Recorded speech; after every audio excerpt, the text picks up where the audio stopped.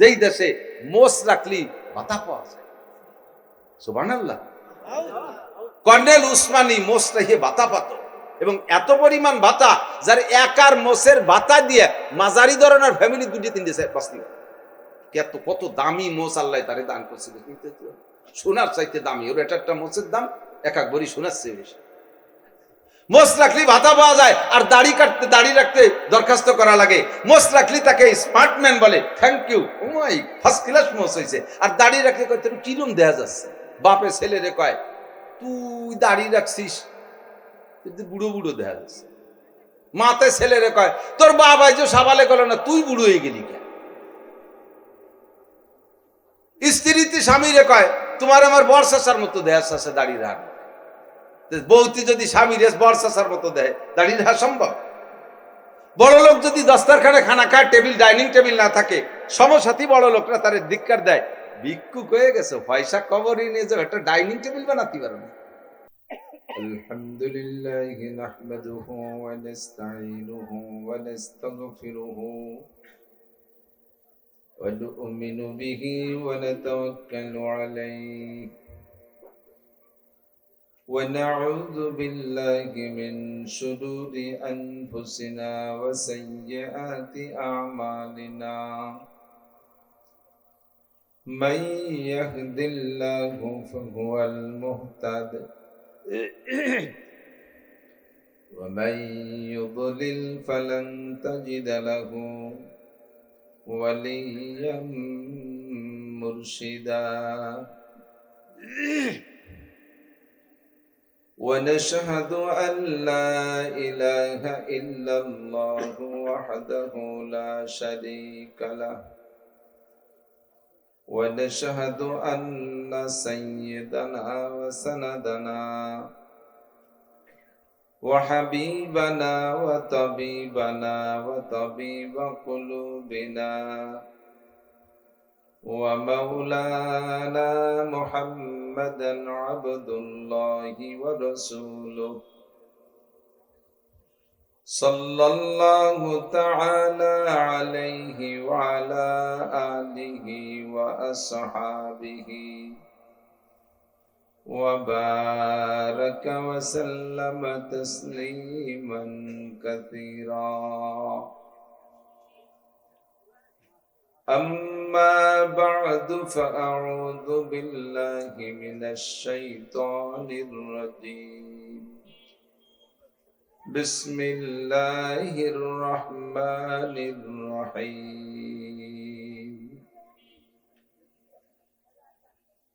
منها خلقناكم وفيها نعيدكم ومنها نخرجكم تارة أخرى وقال محمد رسول الله صلى الله عليه وسلم إذا وضع الميت في قبره يأتيه ملكان فيجلسانه فيسألانه من ربك وما دينك ومن هذا الرجل الذي بعث فيكم إلى آخر الحديث سبحانك لا علم لنا إلا ما علمتنا إنك أنت العليم الحكيم جزى الله عنا محمدا ما هو أهله سبحان الله وبحمده سبحان الله العظيم رب اشرح لي صدري ويسر لي أمري واحلل عقدة من لساني يفقه قولي رب زدني علما اللهم أرنا الحق حقا وارزقنا اتباعه وأرنا الباطل باطلا وارزقنا اجتنابه সকলে বলি আমিন। অন্তর থেকে মহব্বতের সাথে নবী আলাইহিস সালাতু ওয়াস সালামের শানে আমরা সকলে একবার দুরূদ ইব্রাহিমি পড়ে নেই, আল্লাহর রহমত 10 গুণ বেড়ে যাবে। আল্লাহুম্মা সাল্লি আলা মুহাম্মাদিন ওয়া আলা আলি মুহাম্মাদ কামা সাল্লাইতা আলা ইব্রাহিম ওয়া আলা আলি ইব্রাহিম إنك حميد مجيد اللهم بارك على محمد وعلى آل محمد كما باركت على إبراهيم وعلى آل إبراهيم إنك حميد مجيد।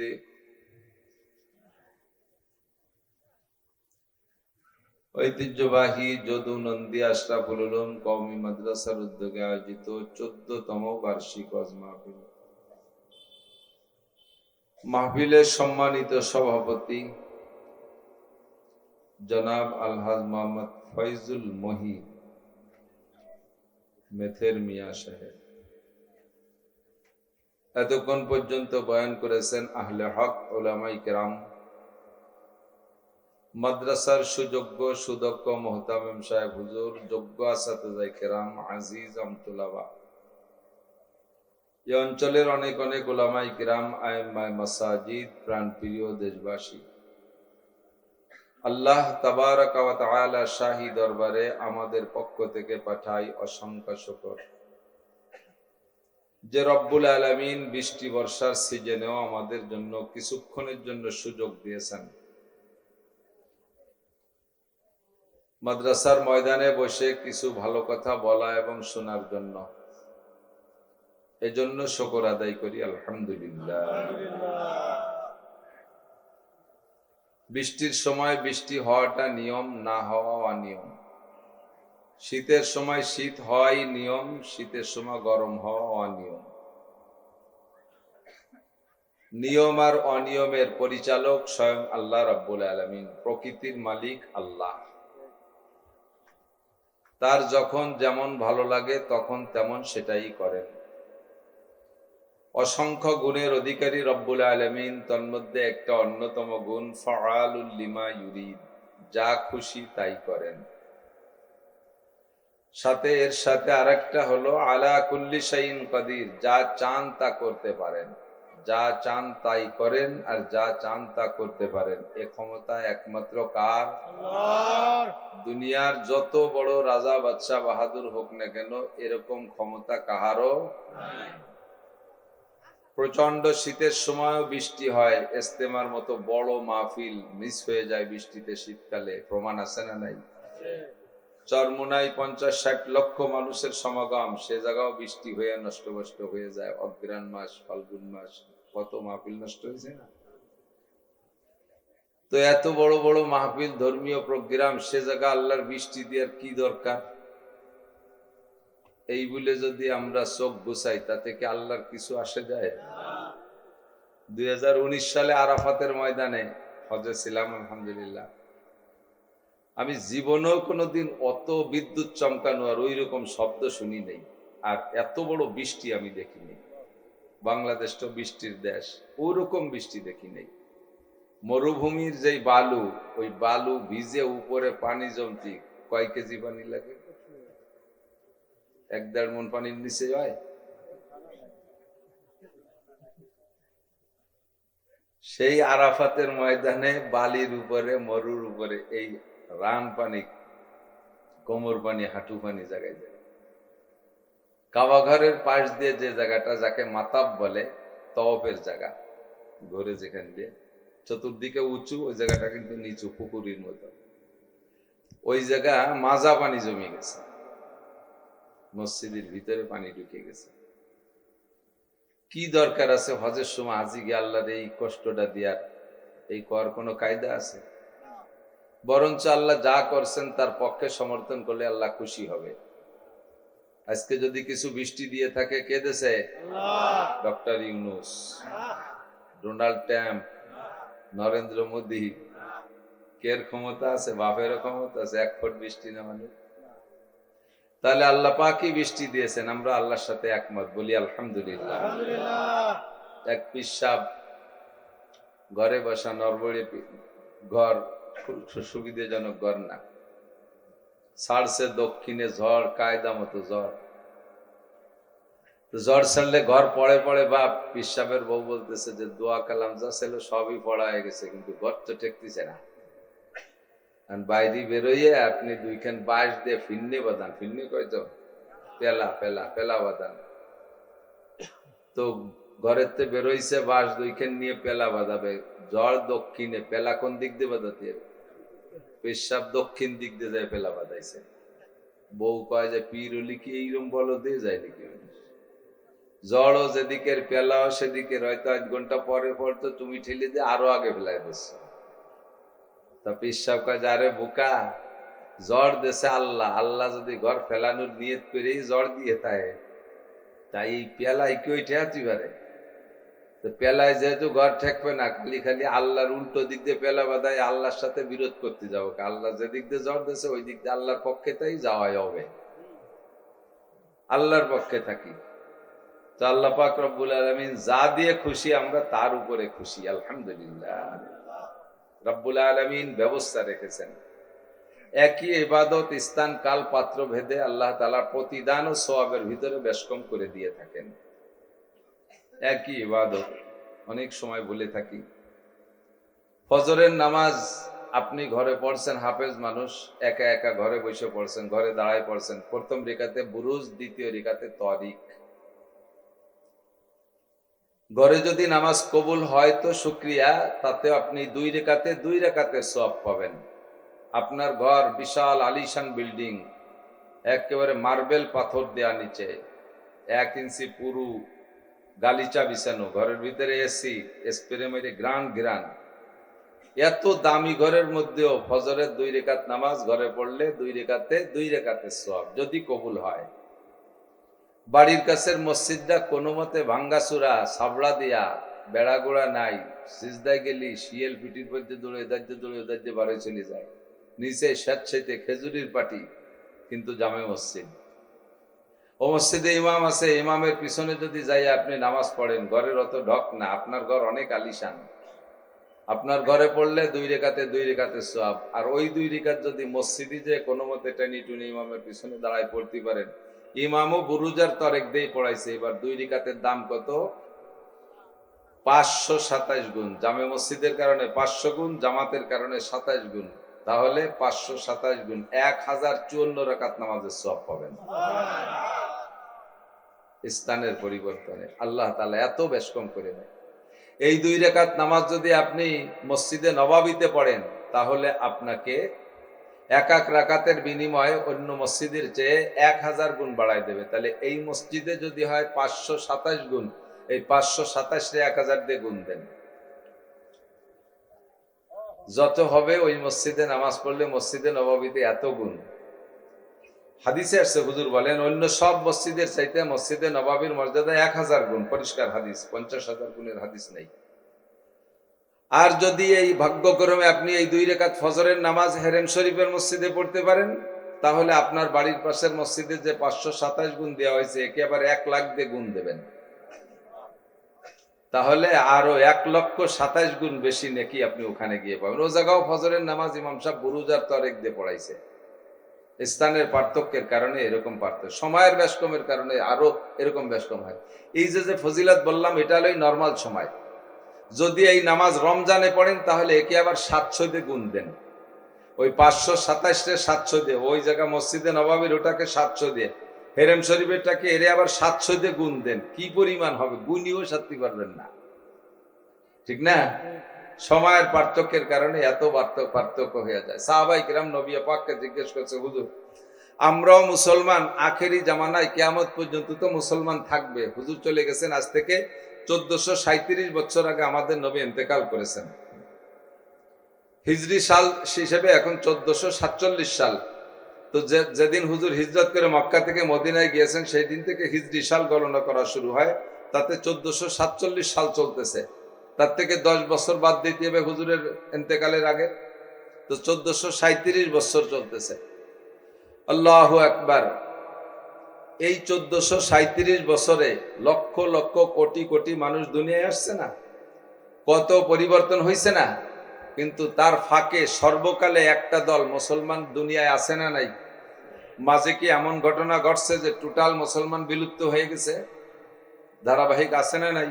সবসময় মুসলমান আছে।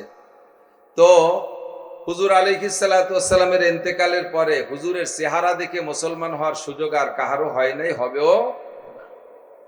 সাহাবায়ে কেরাম বললেন, হুজুর আপনার চেহারার দিকে তাকাইলে কাফেরের দিল নরম হয়ে যায়। পিছনে কথা হবে না। সিদ্দিকে আকবর আবু বকর বলেন, হুব্বিবা ইলাইয়া মিন দুনিয়াকুম সালাস, মিনাদ দুনিয়া সালাস। হুজুর এই দুনিয়ার আমার 3টে জিনিস ভালো লাগে। আত্তিব, 1 নম্বরে সুগন্ধি, 2 নম্বরে আল মারআত, নারী জাতি আমার ভালো লাগে, 3 নম্বরে কুররাতু আইনি ফিস সালাত, নামাজে গেলে আমার চোখ ঠান্ডা হয়ে যায়, নামাজ আমার ভালো লাগে। হুজুর বললেন আত্তিব আল মারআত ওয়া জুইলাত কুররাতু আইনি ফিস সালাত। হুজুর বলেন আমার এই 3টে জিনিস ভালো লাগে। ফাকামা আবু বকর, আবু বকর দাঁড়ায় বললেন, ওয়া হুব্বিবা ইলাইয়া মিনাদ দুনিয়া সালাস। হুজুর আমার দুনিয়া আর 3টে জিনিস ভালো লাগে। কি কি? আন নজরু ইলা ওয়াজহিকা। 1 নম্বরে আপনার চেহারার দিক তাকায় থাকতে ভালো লাগে। আপনার চেহারার দিক তাকায় থাকলে আপনি বসে থাকবেন, আমিও বসে থাকবো, মাসের পর মাস আমার ক্ষুধা লাগে না, আমার কোনো টেনশন থাকে না, আমার ঘুম থাকে না, কোনো ক্লান্তি থাকে না, কোনো দুর্বলতা থাকে না। আপনার চেহারার দিকে শুধু আমি তাকায় থাকবো বছরের পর বছর, সময় বিশাল। 1 রোজায় আমি বছরকে বছর কাটায় দিতে পারি, কোনো ক্ষুধাই লাগে না। আল্লাহু আকবার। এ কথা শুধু আমি বলি আর আপনারা শোনেন, এর বাস্তব আমাদের দ্বারা অনুভব করা সম্ভব না। এটা উন্ডাই বুঝতেন। হযরত আবু বকর রাদিয়াল্লাহু তাআলা হুজুরের ইন্তেকালের পরে আবু বকর শুয়ে শুয়ে মাঝে মাঝে যে জায়গায় শুইতেন নির্দিষ্ট ডান কাতে শুইতেন, সামনে তো ইটের ওয়াল না, পাথরের ওয়াল না, সামনে হলো খেজুরের পাতার বেড়া। মাঝে মাঝে একটা হাই ছাড়ে, বাইরে গেলেও হাই ছাড়ে। হুজুরের ইন্তেকাল হাই কয় না আমাদের এদিক? ভিতরে অনেক জ্বালা হলে অন্তর থেকে একটা হাই আসে না, কয়ে ছাড়ে। হযরত ওমর জিজ্ঞেস করছে, ভাই এরকম ভিতরে থেকে এরকম একটা হাই ছাড়েন কে? তো হযরত আবু বকর বলেন যে হুজুরের জন্য আমার পরাণ পড়ে, হুজুরের জন্য আমার পরাণ পড়ে। তো হযরত ওমর বললেন, পরাণ তো বুকের মধ্যে, আর তা পড়ে তো পড়লি তো এই জায়গায় একদিন সিদ্ধ মিদ্ধ হয়ে যেত, তো পড়ে তার আলামত কি? তো হযরত আবু বকরকে, আসো ওমর দেখে যাও পড়ে কি পড়ে না। ওমরকে ডাইকে নিয়ে গেছে। আবু বকর যে জায়গায় কাত হয়ে ঘুমায়, ঘুমের আগ পর্যন্ত ঘুমের ভিতরে মাঝে মাঝে এই লম্বা হাই ছাড়ে। এই হাইটা শ্বাসটা যাইয়া ওই খেজুরির পাতা বেড়ার উপরে পড়ে, পড়তে পড়তে এক জায়গা খানিক পুড়িয়ে ছিদ্র হয়ে বেরিয়ে গেছে। কয় যে ওমর ভিতরে যদি নাই পড়ে তাহলে আগুন হয় না, আর আগুন হলেই পড়ে দেখো আগুন হয় কি হয় না, মুখের থেকে একটু বেরোইয়া তাই এই বেড়া পুড়িয়ে গেছে, তাহলে ভিতরের অবস্থা কি? আল্লাহু আকবার। এই মোহাব্বত আমরা বুঝতে পারবো না। কয়েকদিন আগে 12ই রবিউল আউয়ালে মোহাব্বত পার্টি হয়েছে সারা বাংলাদেশ জুড়ে, জশ্নে জুলুস। আরে বাপ রে বাপ, ফেসবুকই তো দেখছি কিসির আবার বান্দরের লাভ। বান্দরের সুন্দরবনে গেছি তো, এবারও গেছি মাহফিলে, সুন্দরবনের বান্দরের লাভ দেখছি, কিন্তু সেই বান্দররা এই বান্দরকে কাছে ফেল। নামাজ নাই, রোজা নাই, টুপি নাই, পাগড়ি নাই, জামা নাই, জুব্ব নাই, ফরজ নাই, ওয়াজিব নাই, দাড়ি নাই, মোছ নাই, কিচ্ছু নাই। যেগুলো কাটার দরকার তার কোনোটা কাটতি মনে নাই, আর যেগুলো কাটা নিষেধ সব কাটিয়ে মুথা বানাইয়া এই ভাষা বেরোনু প্যান্ট পরিয়ে জশ্নে জুলুস, ইয়া রাসূলুল্লাহ ইয়া রাসূলুল্লাহ কে ব্যাঙ্গের মতো লাফাচ্ছে। এর নাম আশেকে রসুল না, এটা শয়তানি আর ভণ্ডামি।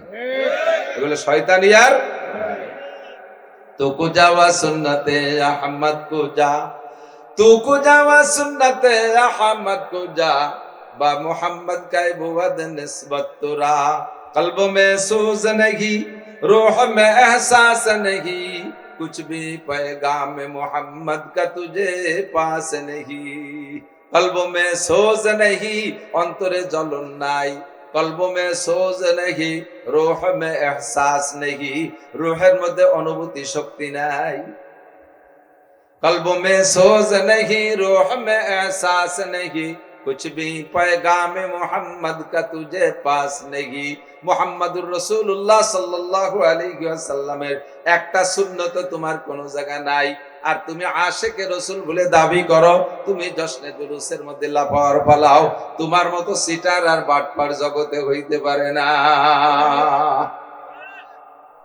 আশিকে রাসূল যদি বলতে হয়, এক নম্বরে সাহাবায়ে কেরাম, কথা বলুন, দুই নম্বরে তাবেঈন, তিন নম্বরে তাবে তাবেঈন, চার নম্বরে আইম্মায়ে মুস্তাহিদিন, আইম্মায়ে মুহাদ্দিসিন, আইম্মায়ে মুফাসসিরিন, আইম্মায়ে ফুকাহা, এরপরে আমাদের সুলুকের বুজুর্গানে দিন, যাদের জিন্দেগিতে 5 ওয়াক্ত নামাজের 1 ওয়াক্ত জামাত তরক হয় না, আরে একটা রায় তো নির্দিষ্ট সময় তাহাজ্জুদ তরক হয় না, ফরজ ওয়াজিব সুন্নাত মুস্তাহাব একটা তরক হয় না, বুলেও কখনো দস্তারখান ছাড়া খানা খায় না, কখনো ঢিলা কুলুক ছাড়া পেশাব পায়খানা করে না, কখনো মেশক ছাড়া ওযু বানায় না।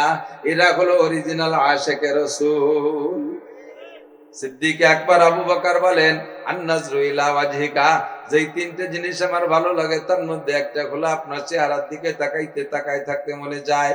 দুই নম্বরে ওয়া ইনফাকু মালি আলা আমরিকা, আপনি হুকুম দেবেন আমার সব মাল আপনার হুকুমে আল্লাহর রাস্তায় খরচ করে দেব, আপনি বলবেন আর দেব, যদি বলেন সব দিতে তাও দেব। হযরত আবু বকর এটা সত্য বলেছে না মিথ্যা? মিথ্যা বলেছে না সত্য? ওনার জিন্দেগিতে এমন প্রমাণ আছে না নাই? আপনারা এখানে যারা বসা আছেন, আমাদের গোপালগঞ্জের কেউ আছেন? এই এত মানুষ গোপালগঞ্জ, ওদিকে গ্যাঞ্জামের এনেছে পলাইছেন? ও এই গোপালগঞ্জ, বাড়িতে এই বা সেই গোপালগঞ্জ, আলহামদুলিল্লাহ। বাকি সে কয়জনটা আমি অন্য কোনো ব্যায়ামলে দেখতেছি না, কিন্তু বাকিরা তো এই এলাকার। এটা কোন থানা? সালতার মানুষ সব আপনারা বাড়িওয়ালা মেজবান, আর আমরা গোপালগঞ্জে কয়জন মেহমান। তো এই ফরিদপুর আমাদের এই বঙ্গের ভিতরে 22 জেলার ভিতরে সবচাইতে আদর্শবান পূর্বে থেকেই ফরিদপুর জেলা। এই জায়গার মানুষের কাছ থেকে ওই যে যত ওইদিক যাবেন তত আদর্শের ঘাটতি আছে। এ পাশের মহিলাদের রান্না বান্না আমি সারা বাংলাদেশে প্রশংসা করি।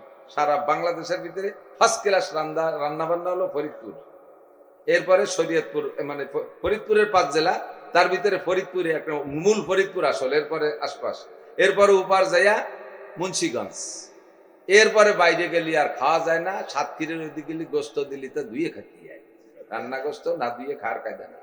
মাছের উপরে এমন সুন্দর, আল্লাহু আকবার, মনে হয় যে কি করছে গেলে তার মধ্যে কি ডুবাই দিল। কবানি জায়গা মতো যাবো ইনশাআল্লাহ, ফাঁকে একটু পথ দরকার, তাই করতেছে। মাছে রান্না করবে এত সুন্দর, দেখার মতো, খাওয়ার মতো না। তরকারি লাল টকটকে, বিভিন্ন এলাকায় এরকম আছে। তো ফরিদপুর সব দিক দিয়ে আদর্শবান, এবং আমাদের পূর্বপুরুষের পীরদের বাড়িও ফরিদপুর পুড্ডা। পুরুড়ার পীর সাহেবরা আমার বাপ দাদাদের অনেক আগের থেকেই পীর। আমরা সেই সুবাদে মাদ্রাসা যাওয়া শিখছি, সেই সুবাদে আবার আপনাদের এলাকায় কর্জ পরিশোধ করতে আসা শিখছি। মুরব্বীরা আইনতে এলেম নেছে, দিন নেছে, আবার আমাকে একটু আল্লাহ তাআলা এলাকায় ঘুরেছে সেই শোধ দেওয়ার জন্য। তা আপনারা আদর্শবান, কিন্তু অনাদর্শের কিছু কাজ দেখি। আপনাদের এলাকার আদর্শ এটা কিনা আমি জানি না, যে মেহমানরে কাজে লাগাই দিয়ে বাড়িওয়ালারা খায়, এরকম নাকি নিয়ম? আমারে মাইক ধরাই দিয়ে আপনারা মাঝে মাঝে বসে বসে পুটপুট করে বাদাম খাচ্ছেন, ই কোন নিয়ম? ওই আমারও দেন, সবাই মিলে খাই, আর না আপনারা থামেন, নইলে কিন্তু আদর্শ খেলাফ হয়ে যাবে। তয় হয়েছে, তয় আরে কবাল, তো মেহমান হয়ে এসে খাচ্ছে। সে কজন তো হাত উঁচুতে দেখলাম না, এই জন্য তো আগে আমি হাত খুঁজছি। বাদাম খাবেন না, মজলিসে আদবের খেলাফ, বাদাম খাওয়া আদবের খেলাফ। এটা নবী আলাইহিস সালাম নিষেধ করেছে, আল্লাহ পাক নিষেধ, ফাস্তামিউলাহু ওয়ানসিতু, অন্তরে কান দিয়ে শোনো এবং মুখরে বন্ধ রাখো, মুখের সব কাজ বন্ধ। সিদ্দিক আকবর আবু বকর বলেন, 2 নম্বরে আমার ভালো লাগে ইনফাকু মালি আলা আমরিকা, আপনার হুকুমে সব মাল খরচ করে দিতে ভালো লাগে। তবুকের যুদ্ধে হযরত আবু বকর সব আল্লাহর রাস্তায় দান করে দিয়েছে। বাড়ি কিচ্ছুই রাখে নাই, শুধু পরনের কাপড়ও না, পরনে পড়ছে সালা অথবা খেজুরের পাটি। কিসসা জানেন সবাই, অনেকে শুনছেন বক্তাদের কাছ থেকে। জিবরিল আলাইহিস সালাম ওই দিন জুমার দিন আসছে মসজিদে, দেখে যে জিবরাইলের পরনে সালাস শর্ট। হুজুর কয়, জিবরাইল আপনি তো জান্নাতি পোশাক পরে আসেন, আজকে কি অবস্থা? তো জিবরাইল বলতেছে, হুজুর খালি আমার না, আসমানে জমিনে যত ফেরেশতা আছে আল্লাহ তাআলা সকলকে অর্ডার করছে এই পোশাক পরতে। কেন কয়, একটু পরেই দেখবেন আপনার আবু বকর মসজিদে আসছে এই পোশাক পরে। আবু বকরের সম্মানার্থে আল্লাহ তাআলা সব ফেরেশতাদের কাছে এই পোশাকের অর্ডার দিয়েছে। আবু বকর বাড়ি কিচ্ছু রাখে নাই, কিছু রাখে নাই, সব দিয়ে দিয়েছে। আর সবে কোটি কোটি টাকা হয়েছে তা না, এক লুঙ্গি বইয়ে সব বান্ধেছেন যে মাথায় দিয়ে দিয়েছে। দেখে তার মধ্যে 10 মাইল ঝিনুক, চামচ, ওড়ং মোড়ং, পাতের নাহল মাহল যা সব ওর মধ্যে আছে। আবু বকর সব নিয়েছেন। বাড়ি কি? सारे दुनिया देखे भी सब रह गए मेरे लिए, एक खुदा मेरे लिए, एक मुस्तफा मेरे लिए। সব দেওয়ার পর আমার সব রয়ে গেছে, এক আল্লাহ আমার আছে, এক রসুল আমার আছে, কাজী কোনো তার অভাব আমার নাই, সব আমার আছে। আল্লাহ ওয়াইনফাকুম আলী আলা আমরিক ওয়াইয়াকুনা বিনতি ফি বাইতিক। বুজুর্গানে দিনের কথা আল্লাহ তাআলা মুখ দিয়ে যেটা বেরোয় সেটাই আসমানে কবুল হয়ে যায়। ইয়াকুনা বিনতি ফি বাইতিক। আমার 3 নম্বর আর একটা জিনিস ভালো লাগে, সেটা হলো আমার একটা মেয়ে যদি আপনার স্ত্রী বানায় দিতে পারতাম। হুজুরের ঘরে ওই সময় স্ত্রী নাই, খাদিজা মারা গেছে কয়েকদিন আগে।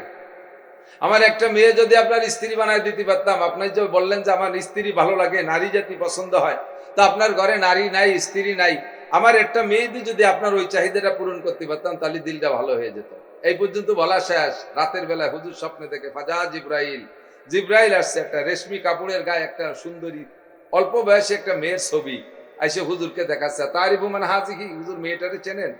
হুজুর বললেন, নাম সাতাকুনু বিনতা আবি বকরিন আয়েশা। আবু বকরের মেয়ে আয়েশার মতো দেখা যায়। তো হুজুর জিবরিল বলেন, কলা সাদাক্তা, হুজুর জি ঠিকই আছে, এটা আয়েশা। আর বাড়ায় না, এভাবে পরপর 3 রাত দেখানোর পরে আয়েশার বয়স তখন 6 বছর। হুজুর আলাইহিস সালামকে জিবরিল আলাইহিস সালাম, হুজুরের আর আয়েশার বিয়ের রায়বাড়ি ঘটকালি কে করছে? জিবরিল আলাইহিস সালাম। অনুমতি কার? আল্লাহর পক্ষ থেকে প্রস্তাব। জিবরাইল রাহবার ঘটক হুজুরের কাছে প্রস্তাব দিছে, তো হিব্বুহা, মেয়েটারে পছন্দ হয় হুজুর? হুজুর বললেন, মেয়েটারে পছন্দ হয়, পরিবারের সবাইকে পছন্দ হয়, তার বাপ আমার দোস্ত, পছন্দ হবে না মানে? তারপরে তো এই ছোট মেয়েকে পছন্দের প্রস্তাব তুমি এভাবে দিলে কেন? তো জিবরাইল বলতেছেন, আল্লাহ পাক রব্বুল আলামিন দিনের বেলায় 3 দিন আগে আপনার আবু বকর যে প্রস্তাব দিচ্ছে তার একটা মেয়ে আপনার স্ত্রী বানায় দিলে তার দিলটা খুশি হয়ে যায়, আর সে আজিমের মালিক এটা পছন্দ করেছে, কবুল করে ফেলাইছে। আমাদেরকে নিয়ে আল্লাহ তাআলা আসমানে আপনার বিয়ে আয়েশার সাথে, আয়েশার বিয়ে আপনার সাথে কমপ্লিট করে ফেলাইছে। আবু বকরকে খুশি করার জন্য সাহাবায়ে কিরামদের উপস্থিতিতে আপনি দিনের বেলা আয়েশারে বিয়ে করে নেবেন। হুজুর বললেন, আয়েশা ওয়াহিয়া সগরা, আয়েশা তুই একেবারে ছোট, 6 বছর, আর আমার বয়স 50 ওভার। 50-এর বেশি বয়সী বুড়ো মানুষ, আমি 6 বছরের একটা মেয়েরে বিয়ে করব? একটু অপেক্ষা করতে হবে, মদিনায় যাওয়ার পরে আপনার ঘরে যাবে। এর 2 বছর পরে হিজরত হলো, 2 বছর পরে হিজরত, অথবা 1 বছর পরে হিজরত। এই হিজরতের পরে মদিনায় যাওয়ার পরে আর 2 বছর, মোট 9 বছর বয়সের সময় আল্লাহ পাক রব্বুল আলামিন আয়েশাকে এমন সুঠাম বডির অধিকারী করে দিয়েছেন যেন 16 বছরের একটা যুবতী। বেলা 11টার দিকে আয়েশার মা সিদ্দিকা আকবর আবু বকরের স্ত্রী রাদিয়াল্লাহু তাআলা আনহা মেয়েটাকে নিয়ে হুজুরের ঘরে দিয়ে আসলেন। হুজুর, এই যে আপনার আহলিয়া, এই যে আপনার স্ত্রী। তখন বয়স মাত্র 9। কতটুক বয়স? 9 বছরে মহিলা, কি বা বুদ্ধি আছে, হাতে কিছু খেলনা মেলনা ছিল, ওই সহ চলে গেছে স্বামীর বাড়ি। এই যে প্লাস্টিকের, শেষ মতো প্লাস্টিক নেই, ও যাইতে যাবা না, একটু পুতুল মুতুল এইগুলো নিয়ে চলে গেছে। হুজুর নিষেধ করে নাই, তুমি চাইতে খেলাধুলা করো। ছোটদের ঘুমের প্রভাবও খুব বেশি। আয়েশা বলেন যে আমি হুজুরের বাড়ি এত ছোট অবস্থায় গেছি যে ঘুম তো ছোট ছোট, এই বয়সী মানে মেয়েদের ঘুম বেশি। তা আমি হুজুরের জন্য রুটি বানাবো বলে আটা সেনতাম, আটা সেনতে সেনতে সেনতে সেনতে আটার মধ্যে হাত ঢুকানো, আমি কাইতে ঘুমাই গেছি, সে রুটি মুটি বানাতে মনে নেই। তার চাইতে মজার ব্যাপার হলো, আটা আমার হাতের মধ্যে রয়েছে, আমি ঘুমাই রয়েছি, সজাগ হয়ে দিয়েছে, সে হাতের আটা ছাগলে খেয়ে চলে গেছে, তাও আমি টের পাইনি। 9 বছরে স্বামীর ঘরে আসছে, আর 18 বছর বয়সে বিধবা হয়েছে। মাত্র 18 বছরে বিধবা। আল্লাহু আকবার। এসে গেছে বিদায় বলে যাচ্ছি। এই 9 বছরে, 9 থেকে 18, এই 9 বছর বয়সে সিদ্দিকা আয়েশা এত জাহিনা, এত জাকিয়া, এত মানে ব্রেন শক্তির অধিকারী, কুওয়াতে হাফাজা, এত ব্রিলিয়ান্ট মেয়ে যে 23 বছর যাবত মক্কায় যারা শুরুতে ইসলাম গ্রহণ করেছে, সেই থেকে নিয়ে মদিনার জিন্দেগি হুজুরের সাথে কাটাইয়া 23টা বছর যে সকল জলিলুল কদর সাহাবায়ে কেরামরা নবী পাকের কাছ থেকে ইলম শিখেছে, সিদ্দিকা আয়েশা রাদিয়াল্লাহু তাআলা আনহা মাত্র 9 বছরে তার চাইতে বেশি শিখছে। হাদিস খুললেই দেখবেন আন আয়েশা রাদিয়াল্লাহু তাআলা আনহা, আন আয়েশা রাদিয়াল্লাহু তাআলা আনহা ক্বালা রাসূলুল্লাহ সাল্লাল্লাহু আলাইহি ওয়াসাল্লাম। এমন আল্লাহু আকবার, সাহাবায়ে নবী পাকের ইন্তেকালের পরে খলিফাতুল মুসলিমিন আবু বকরের ইন্তেকালের পরে খলিফাতুল মুসলিমিন ওমর, দৈনন্দিন রাষ্ট্র বড় হচ্ছে। ওমরের সময় এসে রাষ্ট্র বাড়তে বাড়তে বাড়তে বাড়তে কত বড় হয়েছে, আমরা বলে থাকি অর্ধ পৃথিবীর প্রেসিডেন্ট হযরত ওমর, তাই তো নাকি বলেন? তো এর একটা আয়তন তো আছে, সীমা আছে। অর্ধ পৃথিবী বলি কট্টু কয় 500 মাইল। অর্ধ পৃথিবী মানে হযরত ওমরের রাষ্ট্রের আয়তন ছিল 2,40,00,000 বর্গ মাইল। তৎকালীন মানব বসতি যত দূরের মধ্যে ছিল তার অর্ধেকে হয় 2,40,00,000 বর্গ মাইল। এত বড় দেশের প্রেসিডেন্ট তখন কোরআন হাদিস দিয়ে সংবিধানে প্রাদেশিক গভর্নর পাঠাচ্ছে। এখন সংবিধান লাগবে, তো সাহাবায়ে কিরাম বিভিন্ন নতুন নতুন এলাকা জয় হওয়ার কারণে নতুন নতুন মাসালার সম্মুখীন হচ্ছে, যেটা সরাসরি কোরআনেও নাই, সরাসরি হাদিসেও নাই। হুজুর আলাইহিস সালাতু ওয়াস সালাম সাহাবায়ে কিরামদেরকে অনুমতি দিয়ে গেছে, যেটা কোরআনে পাবা না হাদিস খুঁজবা, হাদিসে পাবা না। তোমরা সাহাবায়ে কিরামদের ভিতরে বড় যারা আছো, সাহেবে ইলম, যোগ্য বিজ্ঞ আলেম যারা আছো, তারা বসে মশওয়ারা করে যেটা সিদ্ধান্ত নিবা, আমি সেটাকে সমর্থন করে গেলাম, আল্লাহ পাক রব্বুল আলামিন সেটাকে সমর্থন করবে। তার নাম হলো ইজমা, তার নাম ইজমা। তো হযরত ওমর রাদিয়াল্লাহু তাআলা আনহু এবার রাষ্ট্র পরিচালনার ক্ষেত্রে সংবিধান তৈরি করতেছেন সাহাবায়ে কেরামদেরকে নিয়ে, মন্ত্রী পরিষদ নিয়ে। এই সংবিধানের ভিতরে সর্বপ্রথম কোরআনকে সামনে আনছে, এরপরে হাদিস আনছে। কোরআন হাদিস দিয়ে যতটা সম্ভব করেছেন, বিভিন্ন সংবিধান তৈরি হয়ে গেছে। লাস্টে আছে শিক্ষানীতি। কি নীতি? শিক্ষানীতি। শিক্ষানীতি নিয়ে আলোচনা। শিক্ষা দরকার কি দরকার না? কি বলেন, আপনাদের দরকার কি দরকার না? শিক্ষার দরকার আছে না নাই? শিক্ষিত মানুষ আর অশিক্ষিত মানুষের মধ্যে পার্থক্য আছে না? আল্লাহ পাক নিজেই বলেন, ইরফাইল্লাহুল্লাযীনা আমানু মিনকুম ওয়াল্লাযীনা উতুল ইলমা দারাজাত। যাদেরকে আল্লাহ পাক ঈমান দান করেছেন আর ঈমানের সাথে যাদেরকে কোরআন আর হাদিসের ইলম দান করেছেন, দারাজাত, তাদের সম্মান দুনিয়া আখিরাতে সব চাইতে বেশি। শিক্ষানীতি নিয়ে আলোচনা করতে গিয়ে শিক্ষা কে কতটুকু করবে, পুরুষরা কতটুকু শিক্ষার দরকার, নারীরা কতটুকু শিক্ষার দরকার, এই নীতি আলোচনা করতে করতে গিয়ে পুরুষেরদের না কমপ্লিট হয়ে গেছে। ব্যাখ্যা অতদূর সম্ভব না, আমি এটা কথা বলে চলে যাবো জায়গা মতো। এরপরে নারীদের শিক্ষানীতি নিয়ে আলোচনা, নারীরা কতটুকু লেখাপড়া করবে, এই বিষয়ে আলোচনা করতে যাইয়া কোরআন শরীফের ভিতরে খুঁজছে, কিন্তু ওখানে নারীদের শিক্ষার পরিমাণ বলা হয় নাই। হাদিসের মধ্যে আছে, হুজুর বলেন তলাবুল ইলমে ফারিদাতুন আলা কুল্লি মুসলিম, দ্বীনি ইলম শিক্ষা করা সকল নরনারীর উপরে ফরজ। এটা পরিমাণ মানে শিক্ষা করা ফরজ, অর্ডারটা আছে, কিন্তু পরিমাণ বলা হয় নাই। এখন পরিমাণ কতটুকু হবে? ছেলেরা আইএ পাস করবে, বিএ পাস করবে, বিসিএস পাস করবে, ডাক্তার হবে, ইঞ্জিনিয়ার হবে, বিজ্ঞানী হবে, ইংলিশ শিখবে, বিভিন্ন দেশের ভাষা শিখবে। পুরুষরা, নারীরা কতটুকু শিখবে, এই ব্যাপারে আলোচনা করতে যাইয়া কোরআনের ভিতরে আয়াত খুঁজে পায় নাই, হাদিসও পর্যন্ত শেষ, আর কোনো পরিমাপ খুঁজে পাচ্ছে না। এখন সাহাবায়ে কেরাম বলতেছে, তাহলে আমরা একটা মশওয়ারা করে একটা ধার্য করি যে নারীরা কতটুকু শিখবে। হযরত ওমর বললেন, না, কাজ বাকি আছে, কাজ বাকি আছে, আমার একটা জায়গা আছে, ওই জায়গা থেকে যদি ফেরত আসি তারপরে আমরা ইজমা করব। আজকে সংসদ এ পর্যন্ত মুলতবি ঘোষণা করা হলো। সংসদ মুলতবি ঘোষণা করে রাতের বেলা হযরত ওমরের মেয়ে হাফসা হুজুরের স্ত্রী ছিলেন, হযরত ওমরের মেয়ে হাফসা হুজুরের স্ত্রী আয়েশার সতীন, হযরত ওমরের মেয়ে হাফসাকে নিয়ে ওমর আয়েশার ঘরে গেলেন, যে বলতেছে, ওমা আয়েশা, আমি একটা বিপদে পড়ে আসছি, যেটা কোরআনেও পাই নাই, হাদিসেও পাই নাই। এ ব্যাপারে সাহাবায়ে কেরাম কেউ বলতে পারে নাই। আমরা হুজুরের সাথে শুরু জিন্দেগি থেকে যারা দীর্ঘ 23টি বছর কাটাইছে, আমাদের কাহারও জানা নাই। তুমি কি জানো মা ক্বালা রাসূলুল্লাহ সাল্লাল্লাহু আলাইহি ওয়াসাল্লাম ফি তা'লিবিন নিসা? হুজুর আলাইহিস সালাতু ওয়াসসালাম মেয়েদের শিক্ষানীতি সংক্রান্ত কিছু বলেছে, তোমার কি জানা আছে? মেয়েরা কতটুকু লেখাপড়া করবে? সিদ্দিকা আয়েশা বললেন, ক্বালা নাম, জি খলিফাতুল মুসলিমিন, আমি জানি হুজুর কি বলেছেন, একটা হাদিস আমার জানা আছে। হযরত ওমর খুশিতে যেন আত্মহারা হয়ে গেছে। ওমা বলো কি বলেছেন হুজুর? সিদ্দিকা আয়েশা বলতেছেন, ক্বালা রাসূলুল্লাহ সাল্লাল্লাহু আলাইহি ওয়াসাল্লাম আল্লিমুহুন্না সূরাতান নূর ওয়া লা তুআল্লিমুহুন্নাল কিতাবা। নবী পাক বলেছেন, আমি নিজ কানে শুনেছি, সিদ্দিকা আয়েশা বলেন, নবী পাক বলেছেন আল্লিমুহুন্না সূরাতান নূর, নারীদেরকে সূরা নূর শিক্ষা দাও।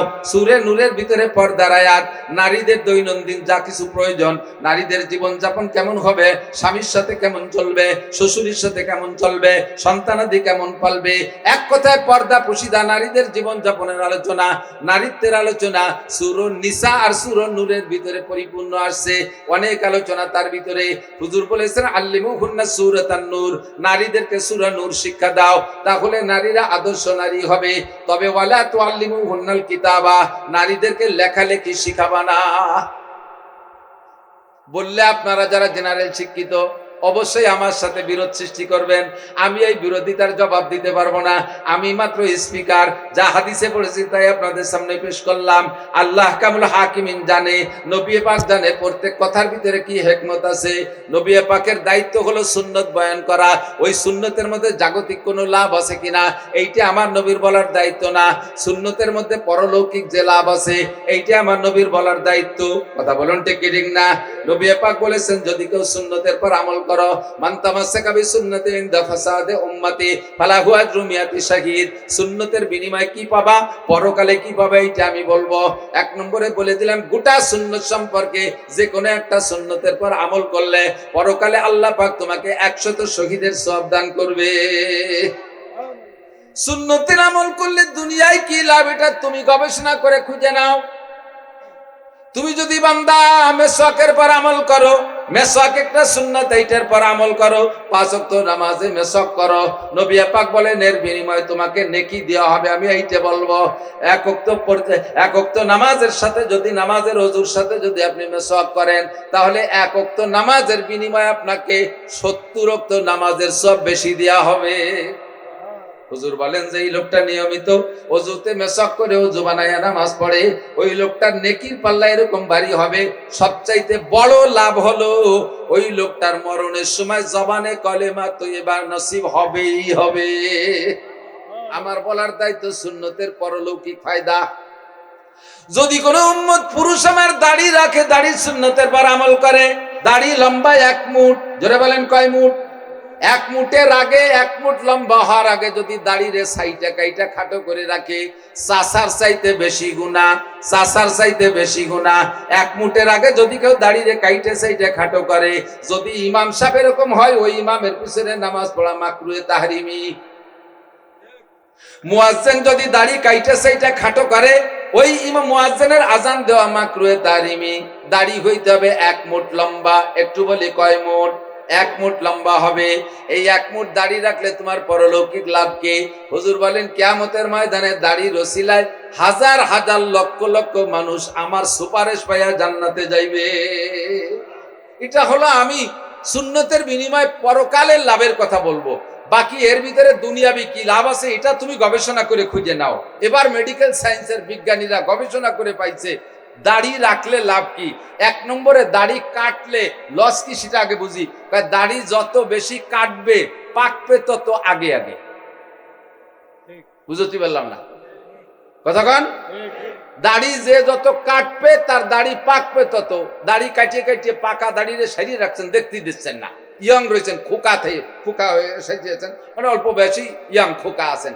হঠাৎ করে কোনো সরমুনার পিসাব বা কোনো তবলিগলাদের ভালাই পড়ে দাড়ি রাখি বেলাইছেন। আপনি চাচা হওয়ার পর একদিন দাড়ি রাখেন নাই, যখন রাখি বেলাইছেন 100টে দাদা হয়ে গেছেন, মাঝে চাচা হওয়ার সুযোগ পান। ফকা ভক সাদা, সাসপেন্ড বেশি পাকবে বেশি। কথা কন? মেডিকেল সায়েন্সের বিজ্ঞানীরা আবিষ্কার করেছে, গবেষণা করে তারা পেয়েছে দাড়ি যত বেশি চাচবেন তত চোখের পাওয়ার দুর্বল হবে। এর উপরে একটা প্রেসার, এটা চোখের পর্যায়ে পড়ে। দাড়ি যত বেশি চাচবেন এই প্রেসার আরো অভ্যন্তরীণে গিয়ে পড়ে, আপনার সেক্স পাওয়ারকে দুর্বল করে দেয়। এটা হলো জাগতিক লস। এবার দাড়ি রাখলে লাভ কি? এইসব দিক দিয়ে লাভ আসে। হুজুর কয় আমি বলছি সুন্নতের বিনিময় পরকালের লাভ, এর ভিতরে জাগতিক লাভও আছে, এটা তুমি খুঁজে দেখো। দাঁড়িয়ে পেশাব করতে নবী নিষেধ করছেন, সুন্নতের খেলাফ। যদি কেউ বসে পেশাব করে 100 শহীদের সওয়াব পাবে। কোন সুবহানাল্লাহ। হুজুর বলেন বসে পেশাবের বরকত আমি বলবো যা পরকালীন লাভ। আর দুনিয়াবি লাভ কি আছে এটা তুমি গবেষণা করে দেখো আছে না নাই। সমস্ত বিজ্ঞানীরা আবিষ্কার করেছে দাঁড়িয়ে পেশাব করলে যে কটা লস, তার ভিতরে একটা হলো চোখের পাওয়ার দুর্বল হয় তাড়াতাড়ি। 2 নম্বরে পেশাবজনিত রোগ, যাকে বলে সিফিলিস, গনোরিয়া, এগুলো দাঁড়িয়ে পেশাব কর্ণওয়ালাদের বেশি হয়। 3 নম্বরে যৌন দুর্বলতা আসে, সেক্স পাওয়ার কমে যায় তাড়াতাড়ি। 4 নম্বরে কিডনি মার খায়। 5 নম্বরে ডায়াবেটিস হয় তাড়াতাড়ি। এই সমস্ত রোগগুলো দাঁড়িয়ে পেশাবের ভিতরে। আমার নবী কয়, আমি এদিক তাকাইয়া তোমাদের সুন্নত বলি নাই, আমি সুন্নতের আমলের কথা বলছি আখিরাতের দিকে তাকাইয়া। এবার তুমি খুঁজে দেখো দুনিয়ার লাভ লস তোমার সুন্নত ধরা আর ছাড়ার মধ্যে আছে, ঠিক কি না? আল্লাহু আকবার। ও দোস্ত, নবী পাক বলেন, আমি বলেছি যে নারীরা লেখাপড়া শিখবে, পড়া শিখবে, কিন্তু লেখা শিখবে না। ওলা তুআল্লিমুহুন্নাল কিতাবাতা, তাদের লেখা শিখিও না। কেন বললেন হিজা? এটা হুজুরই ভালো জানেন, কিন্তু এখন আমরা গবেষণার যুগে একটু গবেষণা করে দেখি। কয় হুজুর নিশ্চয়ই এদিক তাকায় বলছেন যে নারীরা যদি লেখা শেখে, তারাও যদি ছেলেদের মতো উচ্চ শিক্ষায় শিক্ষিত হয়, তাহলে ভালো ভালো পদগুলো একসময় নারীদের তাকসুরুন নিসা, কিয়ামতের আগে নারী বেড়ে যাবেন, পুরুষ কমে যাবে, নারীরা বেড়ে যাবে। তখন পর্যাপ্ত পরিমাণ শিক্ষিতা নারী হবে। সংখ্যাগরিষ্ঠতার দিক বিবেচনা করে বড় বড় চাকরিগুলো সব মহিলারা দখল করবে, পুরুষগুলো সব বেকার হয়ে মুখ উঁচু করে ঘুরে বেড়াবে। আর পুরুষরা বেকারত্বের কারণে বিয়ে করতে পারবে না, আর নারীরাও চাকরিজীবী কর্মজীবী মহিলা, সে একটা বেকার ছেলেরে বিয়ে করবে না, বেকার ছেলের সাথে বিয়ে বসবে না। এদিকে এরা পয়সার অভাবে, চাকরির অভাবে বিয়ে করতে পারতেছে না, ওদিকে ওরাও বেকার ছেলের সাথে বিয়ে বসতেছে না, নিজেরা সরকার, নিজেরা চাকরিজীবী। এখন বাকি বিয়ে যদিও না করে, অন্য কিছু তার পড়ে থাকবে না, তখন অবৈধ আচরণ করতে থাকবে, দুনিয়াটা যারও সন্তান আর হারামজাদায় ভরে যাবে। এই জন্য হুজুর নিষেধ করছে মেয়েদেরকে লেখালেখি শিখিও না। দেখেন, খুঁজে দেখেন, ডিসি মহিলা, টিওনো মহিলা, এসপি মহিলা, তারপরে অ্যাসিলেন্ট মহিলা, যে জায়গা যাবেন খালি মহিলা আর মহিলা। হাজার হাজার যুবক, হ্যান্ডসাম সুদর্শন যুবক, মেধাবী যুবকগুলো সব বস্তা বস্তা সার্টিফিকেট গাড়ে হয়ে যায়। ওই খেজুর গাছ কাটা গাছিকে ঠুঙ্গি আছে না, ইদানিংকালে ব্যক্ত হয়েছে খেজুর কাটা গাছিকে ঠুঙ্গির মতো পিঠ বইরে সার্টিফিকেট নিয়ে সানা বান্ধে মুকুচুরি ঘুরে বেড়াচ্ছে। লাস্ট ফিনিশিং যে কয় বয়স 30 ওভার, চাকরি রেজ ওভার হয়ে গেছে, এখন আর কাম হবে না, এখন পোল্ট্রির ফার্ম আর ছাগলের খামার। মা বাপে বুঝা মনে করিয়া টাটকা তাজা পেঁয়াজের জমি 1 বিঘে বিক্রি করে পাঠাইতেছে, যা বাবা দেশে চাকরি নাই, ওই পোল্ট্রি ফার্মেও কাজ হবে না, তুই সৌদি আরব যা। সৌদি আরব যাইয়া সে জায়গাতে চরের মধ্যে কয়দিন ছাগল পাগল চড়াইয়া, এরপর সে ছাগল মুড়ি টুড়ি সাফ হয়ে গেছে, এমনি আর চাকরি নাই। স্বচক্ষে দেখে আসি শত শত বাঙালি যুবক সৌদি আরব যাইয়া চাকরির অভাবে, কর্ম না পাইয়া, না খেয়ে শুকোয় যাচ্ছে, শুটকির মতো গাজার ছেলেপেলেদের মতো হয়ে যাচ্ছে। আমরা হজে উমরায় গেলে কত যে যুবকরা আসে, এসে সাক্ষাতে আসে, যে ফেসবুকে টের পাই যে আমরা গেছি, তাই সে সাক্ষাৎ করিয়া যাস মাকা হুজুর, বলতেও লজ্জা লাগে, আপনারা আসছেন দেশ থেকে, আমরাই আপনাদের কিছু হাদিয়া তোফা দেব। দুঃখের বিষয় হুজুর, সেদিক তো তৌফিকই নাই। আমার বাসা পর্যন্ত যাওয়ার জন্য 10 রিয়াল ভাড়া, যদি কেউ না বলতেন 10টা রিয়াল দিতেন, তাহলে একটু গাড়িতে যেতাম, নাহলে প্রায় 5-6 ঘন্টা লাগবে পায়ে হেঁটে যেতে। পাঠাই দিচ্ছেন বিদেশ। যুবকগুলো সব বেকার। শেখ হাসিনার কাছে চাকরি চাইছি, দেবে কোন জায়গা থেকে? চাকরির ভ্যাকান্সি দখল করায় বসায় রাখছে। 60% চলে গেছে নারীদের ভিতরে। আমাদের ছোটবেলায় যখন প্রাইমারিতে পড়তাম, আল্লাহর কসম, আমি একজন মহিলা শিক্ষিকার কাছে পড়ি নাই। আমার স্কুলে কোনো ম্যাডাম ছিলেন না, 5 জন পুরুষ শিক্ষক ছিলেন। বাড়ি আমরা ছেলেবেলেরা যদি অন্যায় করতাম, সেই কালে মুরব্বীরা সাক্ষী দেবেন, আমাদের কমপক্ষে আমাদের সময় থেকে নিয়ে আগের পর্যন্ত যারা পরবর্তীতে ডিমোশন হয়ে গেছে, সেই সময় আমরা যদি বাড়ি এসে অন্যায় করতাম, আমাদের আব্বারা, আমাদের গার্জিয়ানরা মাস্টারদের কাছে নালিশ করত। কতক্ষণ? আরে এখন স্কুল কলেজে যাইয়া পোলা পানে স্যারদের সাথে বিয়াদবি করে, শাসন তো করতেই পারে না। স্যাররাও বাড়ির মুরব্বীকে কাছে সব তো ম্যাডামের আড্ডা, স্কুলে তো সব ম্যাডাম, সে বিটিকের সাথে পোলাপান ভাই দেবি, আরে তারপর সে ম্যাডামরা নালিশ করে, আনা চাল আমার নাকে এড়িয়ে গেছে, একটু নিষেধ করে, ঠিক কিনা? আমাদের স্যাররা আমাদের দিক তাকাইলে ভয়তে পেশাব করে দিতাম, স্যাররা আমাদের দিকে তাকাইলে ভয়তে পেশাব করে দিতাম। আর এখন ম্যাডামরা তাকাইলে পেশাব আসে নাকি? হ্যাঁ, আরো কয়েক তোকে বাড়ি আমলা হইছে, বড়ই পাকছে, হ্যাঁ লেবু হয়েছে তোকে ভাই। এই আমলা আর লেবু আর বড়ই আর টক কোন সময় খায় বেটারা জানে না। ব্যাগ বইরে সাইকেল দিয়ে পাঠাই দিয়েছে, ব্যাগ বইরে পাঠিয়ে নিয়ে সিঁড়িয়ে বুড়িয়ে দৌড় ম্যাডাম রে খাওয়াতে। এই যেই ম্যাডাম ছাত্রদের কাছে আমলা বড়ই আর লেবু খায়, সেই ম্যাডাম কোনোদিনও ছাত্রদেরকে শাসন করতে, ঠিক না? সব জায়গা দখল করে ফেলাইছে তারা। এই জন্য হুজুর বলছেন আল্লিমুহুন্না সূরাতান নূর ওয়ালা তুআল্লিমুহুন্নাল কিতাবা, নারীদেরকে সূরা নূর শিক্ষা দাও, কোরআনে কারীম তিলাওয়াত করার শিক্ষা দাও। মহিলাদের মুফতি মুহাদ্দিস হওয়া লাগবে না। আয়েশা হইছে, আয়েশা হওয়ার কারণ আছে আলাদা। নারীদের যত মাসালা নবী পাকের কাছ থেকে শিখার উম্মতের কাছে পৌঁছানোর দরকার, এর একটা মিডিয়ার দরকার। এই মিডিয়া হিসেবে আল্লাহ আয়েশার মতো কম্পিউটারকে নবীর স্ত্রী বানায় দিয়েছে। সেখান থেকে নারীদের সব মাসালা উম্মতের কাছে সাপ্লাই হয়ে গেছে। এবার উলামায়ে কেরাম হাক্কানি রব্বানি উলামায়ে কেরাম পুরুষরা হাজার হাজার বই পুস্তক কিতাবাদি লিখেছেন। এইগুলো সব অনুবাদ হয়ে গেছে। বাঙালি নারীদের মুফতি মুহাদ্দিস হওয়া লাগবে না, মাওলানা হওয়ার দরকার নাই। মহিলারা মাঠে ওয়াজ করবে না, মসজিদে ইমামতি করবে না, ঈদগাহ ইমামতি করবে না, জানাজার নামাজে ইমামতি করবে না, মহিলা হাফেজা যারা তারা তারাবির নামাজে ইমামতি করবে না। কাজেই তাদের অত দূর যাওয়ার দরকার নাই, কিন্তু দৈনন্দিন নিজের জীবনে যে মাসালাগুলো দরকার আছে এগুলো শেখার দরকার আছে না নাই? পর্দা পুশিদার মাসালা, পবিত্রতার মাসালা, নামাজের মাসালা, ওযু গোসলের মাসালা, সন্তান পালার মাসালা, স্বামীর সাথে আচরণ কেমন করতে হবে সে মাসালা, শ্বশুর শাশুড়ি সংক্রান্ত কি মাসালা, এই সবগুলো নারীদের দরকার। এই মাসালাগুলো শিখতে জন্য অত দূর যাওয়া লাগে না। তাদের প্রাথমিক শিক্ষা 1 নম্বরে কোরআন শরীফ শুদ্ধ করে তিলাওয়াত, 2 নম্বরে বাংলা বেহেশতি জোর, সদস্যা হুজুরের অনুবাদ করা, আশরাফ আলী থানভী রাহমাতুল্লাহর বাংলা বেহেশতি জোর, এবং কিছু ফাজাইলের কথা শেখার জন্য ফাজাইলে আমাল তাবলীগ নিসাব, হযরত মাওলানা হিমায়েত সাহেবের লেখা আহকামে জিন্দেগি, এই সমস্ত বই পুস্তক পড়লে একজন মহিলা আদর্শ মা হওয়ার জন্য যথেষ্ট। কথা বলুন ঠিক কিনা? এসে গেল বলে গেলাম। সাহাবায়ে কিরামদের অবস্থা এমন ছিল, হুজুরের হুকুমে এত কিছু করা সম্ভব, গলা কাটাই দেওয়া সম্ভব ময়দানে যাইয়া।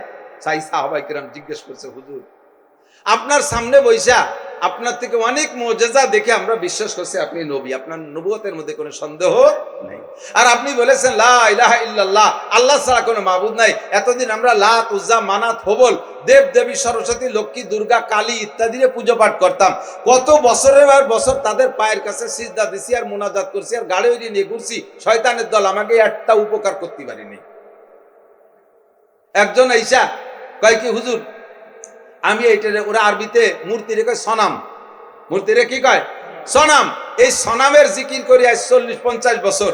এই সনামরে আমি রাস্তার পাশে রাইখা আমি নিজে গেছি একটু পেশাব করতে। তো সনামরে রাস্তার পাশে দাঁড় করে রেখে পাশে ঝোপের মধ্যে আমি পেশাব করি আর আড়ে আড়ে তাকাচ্ছি সনামের দিকে, আমার সনামরে আবার কেউ কোনো ক্ষতি না করে। এর মধ্যে আইছে যে কুত্তই বগল উচরে সনামের আউলাকে স্প্রে করে দিয়েছে, মাথার চেয়ে ভাত তালু পর্যন্ত ভিজে গেছে, মিজাজ গেছে গরম হইয়া। সেই থেকে আমি বুঝে ফেলাইছি, ওরে সনাম তুই একটা কুত্তো খেতাতে পারিস না, তোর নাক মুখ গড়ি কুত্তো মুতি দিয়ে গেল, ঠেকাতে পারলি না, তাহলে তুই আমার বিপদ আপদ কিভাবে ঠেকাবি? কথা বলুন ঠিক কি ঠিক না? দৌড়ে ঠ্যাং দৌড়িয়ে পাথরের সাথে বাড়িয়ে তার অঙ্গ প্রত্যঙ্গ ছুটে ফেলাইছি। আল্লাহু আকবার। এই হলো সনামের অবস্থা। আর এক কাফের সনামের জিকির করে, তসবিদের সনাম সনাম সনাম সনাম। আমরা জিকির করি আল্লাহ আল্লাহ আল্লাহ, করেন একটু আল্লাহ জিকির করেন, আল্লাহ আল্লাহ আল্লাহ আল্লাহ। একবার আল্লাহ বলে 4000 নেকি, করেন না সুবহানাল্লাহ। আল্লাহু আল্লাহ আল্লাহু আল্লাহ আল্লাহু আল্লাহ। আমরা আল্লাহ আল্লাহ জিকির করি, ও সনাম সনাম জিকির করে। জীবন ভরে সনামের কাছে চাই, সনাম 5টা পয়সার কিছু দেয় না। আজকে সনাম কইতে যে সনাম আর সমাদ তো কাছাকাছি, সনাম আর সমাদ, সমাদ বলে বেলাইছে। সনাম কইতে কইতে সনাম বলে সমাদ বলে বেলাইছে। উপরে থেকে আওয়াজ আসছে লব্বাইক ইয়া আবদি, লব্বাইক ইয়া আবদি। সঙ্গে সঙ্গে উপর থেকে আওয়াজ আসছে, ও বান্দা তুমি আমারে ডাকো কেন? আল্লাহু আকবার। ওই লোক উপর দিক তাকায় দেখি কেউরে দেখা যায় না, অথচ লব্বাইক শোনা যায়।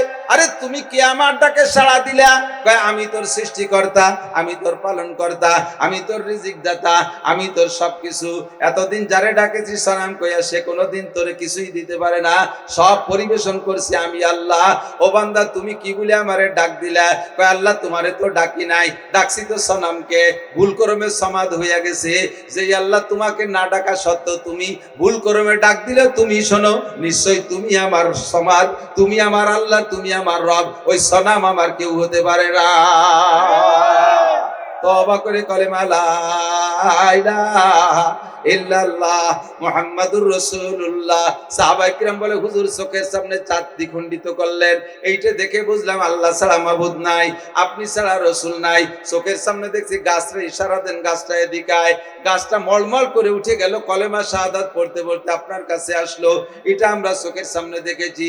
হুজুর চোখের সামনে দেখলাম হরিণীর বাচ্চাকে, হরিণ আপনি জামিন হইয়া হরিণকে ছেড়ে দিয়েছেন বাচ্চারে দুধ খাওয়ানোর জন্য, ও দুধ খাওয়াইয়া আবার চলে আসছে আপনার কাছে। এইটাই প্রমাণ করে আপনি সত্য নবী। এমন অসংখ্য ঘটনা দেখেছি, তাই বিশ্বাস করি আপনি আখেরি নবী, আপনি মুহাম্মদুর রাসূলুল্লাহ। একসময় আপনি থাকবেন না, এই ঘটনাগুলো দেখানোর কেউ থাকবে না, এই অলৌকিক ঘটনা ঘটানোর কেউ থাকবে না। শুধু উলামায়ে কিরাম সাধারণ পাবলিকের কাছে কিস্সাগুলো বলবে, আর তারা শুনে শুনে বিশ্বাস করবে। হুজুর আমাদেরও ঈমান তাদেরও ঈমান, এই দুই ঈমানের মধ্যে পার্থক্য আছে নাকি? কাদের ঈমানের দাম বেশি? আমাদের ঈমানের দাম বেশি না তাদের ঈমানের দাম বেশি? 1400 বছর পরে আলাদা হুজুর বললেন তোমাদের ঈমানের চাইতে আমার আখেরি জামানার ফরিদপুরের ঈমানদার, গোপালগঞ্জের ঈমানদার, বাংলাদেশের ঈমানদার, চীন জাপানের ঈমানদার, আমেরিকা রাশিয়ার ঈমানদার, আমার যারা আমারে দেখবে না না দিকেই কথাগুলো শুনে বিশ্বাস করবে, তাদের ঈমানের দাম ও সাহাবায়ে কিরাম তোমাদের ঈমানের চাইতে 100 গুণ বেশি। তাদের ঈমানের দাম তোমাদের চেয়ে। তাদের আমলের দাম কেমন বললেন? তাদের আমলের দামও শুনে নাও। তোমরা আমার সাথে যারা উহুদ, বদর, খন্দকে যাইয়া 27টি যুদ্ধে অংশগ্রহণ করে কাফেরের সাথে যুদ্ধ করে যারা ফিরে আসছো তাদের দাম আলাদা। যারা শাহাদত বরণ করেছে এইরকম শহীদের কত দাম? 14 জন বদরের শহীদ, আলহামদুলিল্লাহ এবছর গিয়েছিলাম, 14 জনের শহীদের একটা চার্ট আছে, নিচে দাঁড়াইয়া দোয়া করলাম। উহুদের 70 জন শহীদের দরবারে অনেকবার গেছি, কিন্তু বদরি শহীদদের কাছে এবার গেছি মাত্র, সেখানে গিয়ে দোয়া করছি। এই 14 জন আর এই 70 জনের মর্যাদা কত? বাঙালি শহীদকে মতো। বাংলাদেশে শহীদ আছে না নাই?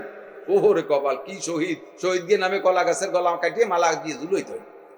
আল্লাহু আকবার। আর এক জায়গাতে যে শহীদ হরিপদ, এই শহীদ হরিপদ আর কলা গাছ কাটা গলায় মালা দেওয়া শহীদ না, সাহাবায়ে কিরামদের উহুদ বদরের শহীদদের মতো 100 শহীদের নেকিকে একত্রিত করলে যা হবে, হুজুর বলেন আমার আখেরি জামানার একজন যুবক যদি মুহাব্বতের সাথে সুন্নতের নিয়তে দাঁড়িয়ে রাখে, তাকে আল্লাহ তাআলা এরকম শহীদের 100 শহীদের সওয়াব দান করেন। আমার আখেরি উম্মত যদি দস্তরখান বিছে খানা খায়, 100 শহীদের সওয়াব তারা দেয়া হবে, ওই উহুদ বদরের শহীদ। আমার আখেরি উম্মত যদি মেসওয়াক করে, তাহলে তাকে 100 শহীদের সওয়াব দেওয়া হবে। আমার আখেরি জামানার উম্মত যদি বাথরুমের ভিতরে বাম পায়ে ঢোকে, ডান পায়ে বেরোয়, বাইরে থেকে একটা দোয়া পড়ে, বেরোয় এসে আর একটা দোয়া পড়ে, 3টে ঢিলা ব্যবহার করে, এর এভরিথিং সুন্নাত, প্রত্যেকটা সুন্নতের বিনিময়ে মান তামাসসাকা বিসুন্নতি ইনদা ফাসাদে উম্মতি ফালাহু আজরু মিয়াতি শহীদ, 100 করে শহীদের সওয়াব তাদেরকে দান করা হবে। হুজুর এইরকম বৈষম্য, এই সমপায়, এরকম পার্থক্য বেশকম কেন? হুজুর বলেন তোমরা আসো অনুকূল পরিবেশে, ইবাদতের স্বর্ণযুগ। এখন আমার হুকুমে, আমার ডাকে গলা কাটাই দেয়া যত সহজ, আমি ডাক দিছি গলা কাটাইতে শহীদ হইতে ময়দানে যেতে হবে, এইটা যত সহজ, একটা সময় আসবে সে সময় হাতের নখ কাটা অত সহজ হবে না। কিছু কিছু সুয়র্ণী মহিলা আছে, আরে গালাগালি ফেললাম রে, কি এরকম শুয়োরের মতো নখ আছে না এরকম, সেই নখগুলো হাতগুলো সামনে দিয়ে বাড়ো বেড়ায়, তার ভিতরে মেহেদি লাগাইয়া খালি জুলতি তালে দেয়, এত বড় বড় নখ। এই শুয়োর মার্কা নখ, ওরে 1000 টাকা দিলেও একটা নখ কাটতে রাজি হবে না, ঠিক না? ওর নখের ভিতরে বিশাল কারাবতী আছে, ফজিলত আছে। একদিন এক যুবকরে দেখি এত বড় নখ, আমি তুই এত বড় নখ রাখছিস কেন? কয় যে নিব বানাবো, কলমের নিব। কোন ক্লাসে পড়িস? কয় পড়ি না। পড়েই না সে নখ দিয়ে নিব বানাবে।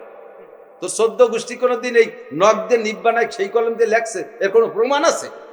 শয়তানি পাইছিস। ভালো করে মনে রাখবেন, নখ, মরা নখ যদি পরিমাণ মানে একটু বেড়ে যায়, ওই মরা নখের গোড়া পর্যন্ত কিন্তু অজু গোসলের পানি পৌঁছানো ফরজ। মরা নখের গোড়া যেখান থেকে শুরু হয়েছে, অজু গোসলের সময় ওই পর্যন্ত পানি পৌঁছানো ফরজ। যাদের নখ লম্বা হয়ে যায়, ওই লম্বা নখের কারণে গোড়ার দিক চাপা পড়ে যায়, নরমালি উপরে পানি ঢেলে দিলে ওই গোড়া পর্যন্ত পৌঁছয় না। এই জাতীয় মানুষ যারা আছে তারা 24 ঘন্টা নাপাক থাকে।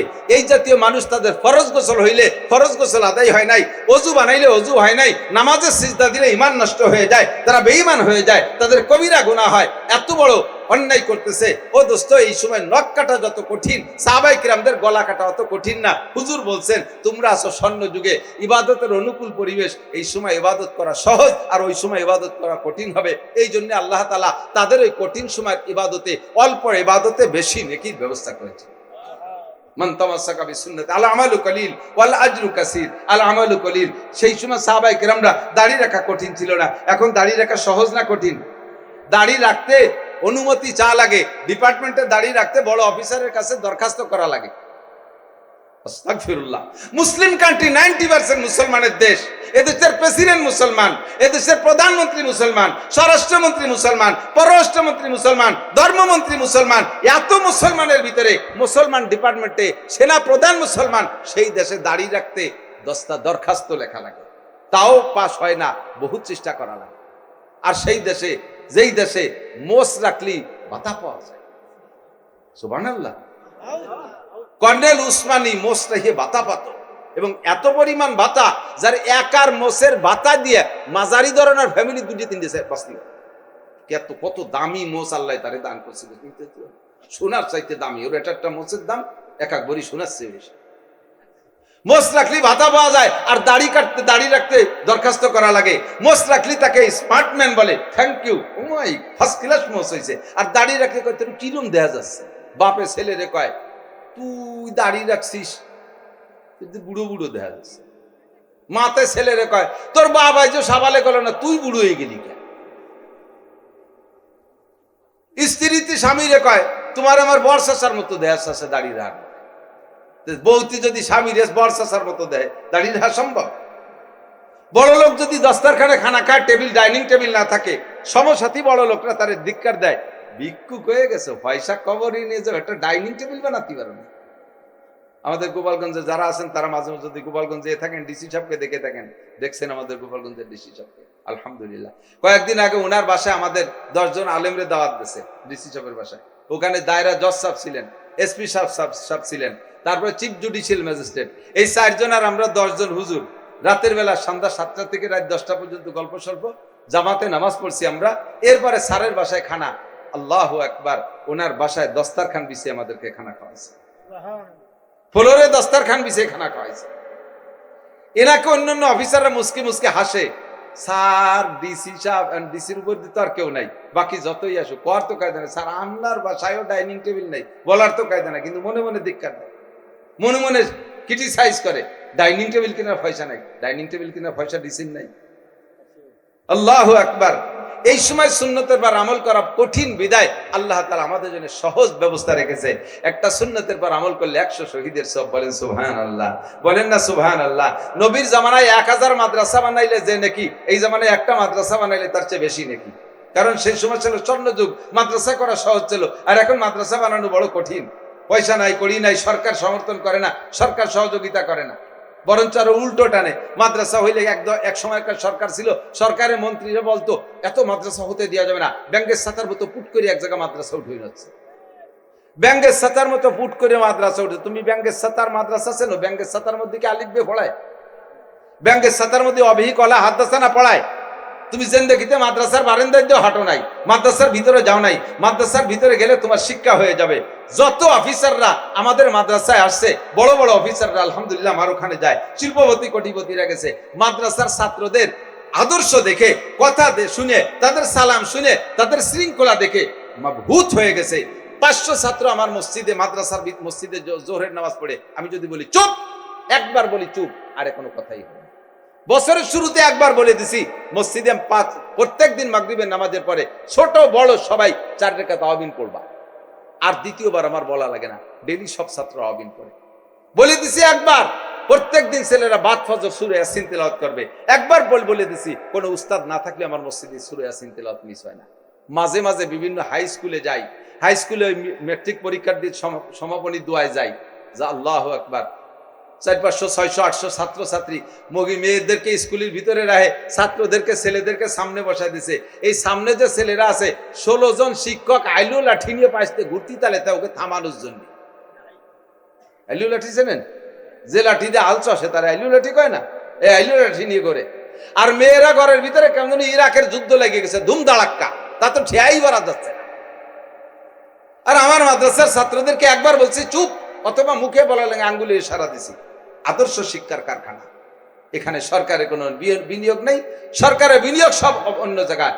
সরকার লাগবে না, আমাদের সরকার আল্লাহ কামুল হাকিমিন। কথা বলুন ঠিক না? এই সময় মাদ্রাসা করা বড় কঠিন, মসজিদ করা বড় কঠিন, সুন্নতের পর আমল করা বড় কঠিন। এই জন্যই কঠিন সময় যদি কেউ আমল করে, নবী পাক বলেন অনুকূল পরিবেশে ইবাদত করার চাইতে প্রতিকূল পরিবেশে ইবাদত করলে আল্লাহ বেশি নেকি দান করে। মাঠটা যদি শুকনো থাকতো, রাস্তা যদি শুকনো থাকতো, যাতায়াত ব্যবস্থা ভালো থাকতো, তাহলে অনেক লোক বাইরে যাইতো। সেই সব বৃষ্টি বাদল কাদা কিসের উপেক্ষা করে আসা, এটা একটা প্রতিকূল পরিবেশের মাহফিল।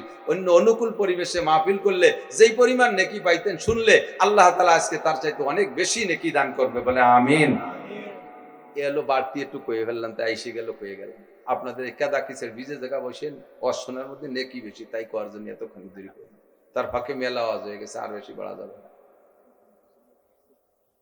আল্লাহ, কিছু লোক বেশি হয়ে গেছে, পরবর্তীতে আসছে, বসার জায়গা পাচ্ছেন, আপনার অনুমতি দিলে উন্ডা চলে যাক, যাবে?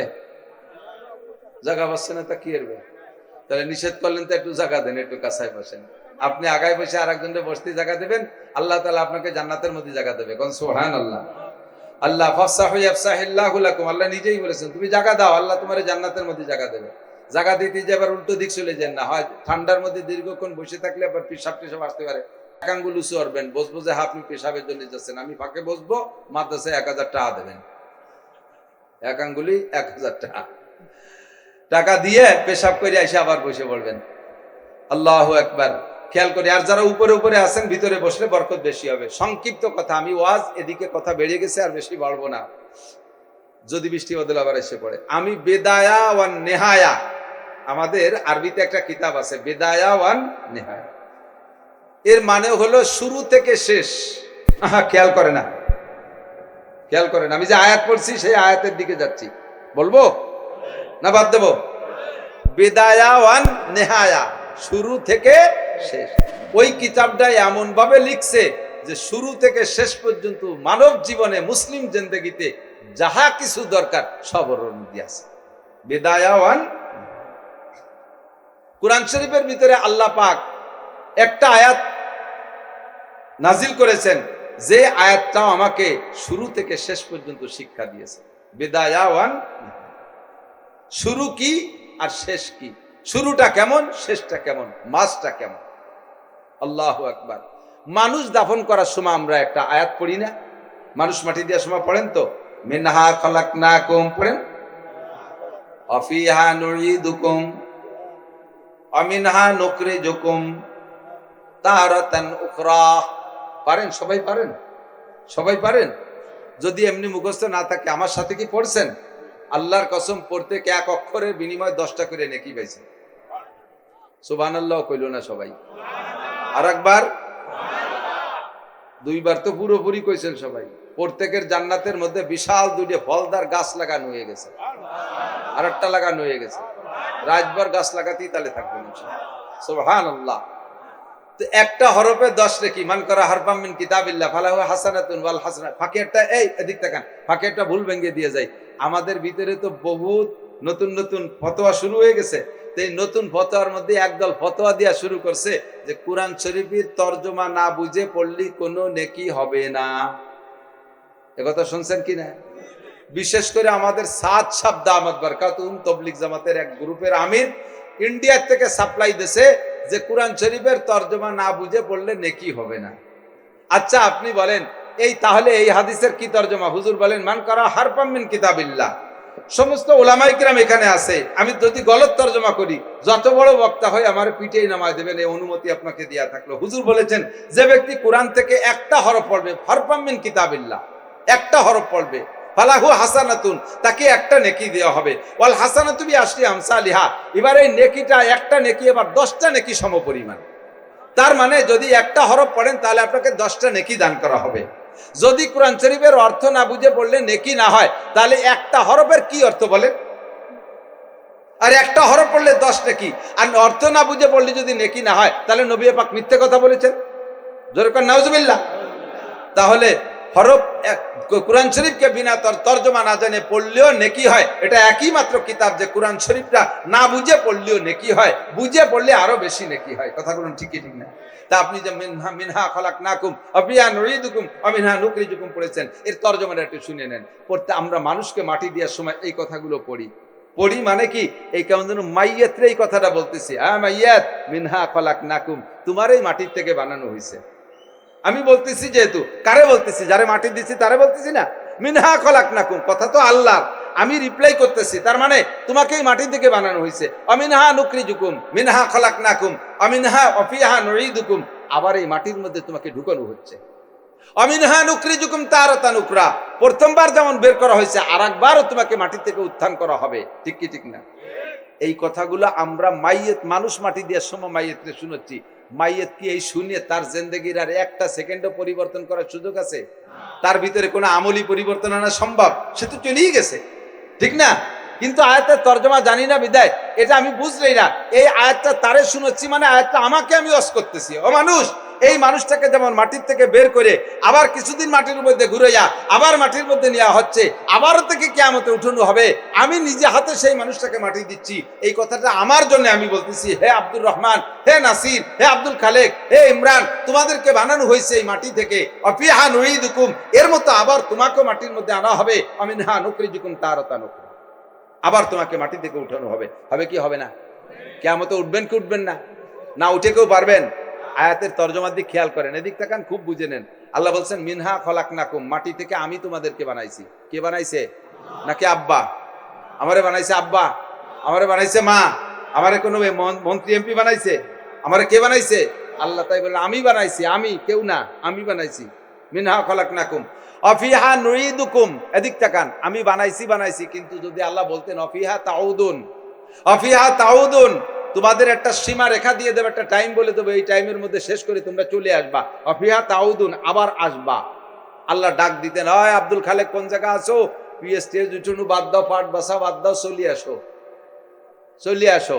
তাহলে আমি কি বলতাম? না আল্লাহ, আমার পাট বাসা বাকি রয়েছে, এখনো পিএস আটে নিয়ে বাড়ি নেই, আর ছেলে মেয়ে কত জয় ঝামেলা, আমি আজকে আসতে পারতেছি না। এই কই আমি এড়াই যেতে পারতাম। আল্লাহ কয় না, অফিহা তাউদুন কই নেই, অফিহা নুঈদুকুম, তোমার সময়ের সুযোগের দিকে আমি তাকাবো না। অফিহা নুঈদুকুম, আমি আল্লাহ তাআলা তোমাকে 100 তালা 500 তালা দালানের উপরে যদি মরো থাকো, তুমি যদি বিমানও যদি চড়ে থাকো, আমি ওখান থেকে তোমাকে মাটির মধ্যে এনেই ছাড়বো। অফিহা নুঈদুকুম অমিনহা নুখরিজুকুম, এ জায়গা আল্লাহ বলতে অমিনহা তাখরুজুন, তুমি এর থেকে বের হবা, এ বলে নাই অমিনহা নুখরিজুকুম। তাখরুজুন মানে কি? হাসরের মাঠে আল্লাহ তাআলা ডাক দেবে, এ কে কোন জায়গা মরিয়ে মাটির তলে গেছিস, সেই জায়গা থেকে উঠি আয়। এইভাবে আল্লাহ আদরে আল্লাহদের ডাক দেবে, যা আসো, উঠে আসো, আমি তো তালাশ করে পাচ্ছি না কে কোন আগানে বাগানে মাটি দিছো, এতদিন পর্যন্ত ভুলে গেছি, একটু উঠি আয়, এই বলে আল্লাহ ডাকবে না। তাহলে যদি কয় যে উঠি আসো, একজনও উঠবো না, উঠলি খবর আছে, ও জায়গায় গেলে বিপদ আছে, আগান বাগানে জিহানে আসি, এই জায়গায় ফলাই টলাই থাই। আল্লাহ কয় আমি হ্যাঁ বলবো না, আমি কি বললাম? নুখরিজুকুম, বের করে ছাড়বো। যেমন প্রথমবার বানাইছিলাম মাটি থেকে, যেমন তোমাকে ঘাড় ধরে মাটির নিচে এনে ছাড়ছি, ওই রকম হাসরের মাঠে উঠে ছাড়বো। একটা মানুষও মাটির নিচে লুকায় পালায় থাকার কায়দা কোনো রাজা বাচ্চা, কোনো চেয়ারম্যান মেম্বার, আরে বাংলাদেশে জয় জামেলা হলে আর এক দেশে পলায় থাকা যায়, কিন্তু হাসরের মাঠের জয় জামেলার থেকে কোনো মাটির তলে পলায় থাকা যাবে? আল্লাহ বের করেই ছাড়বে। ঠিক কি ঠিক না? তাহলে শুরু, মাঝে কি হলো, এরপরে শেষ হয়ে গেছে না? বিদায় আর নেহায়া, শুরু থেকে শেষ। এবার একটু খেয়াল করেন, আমারে বানাইছে কি দিয়ে?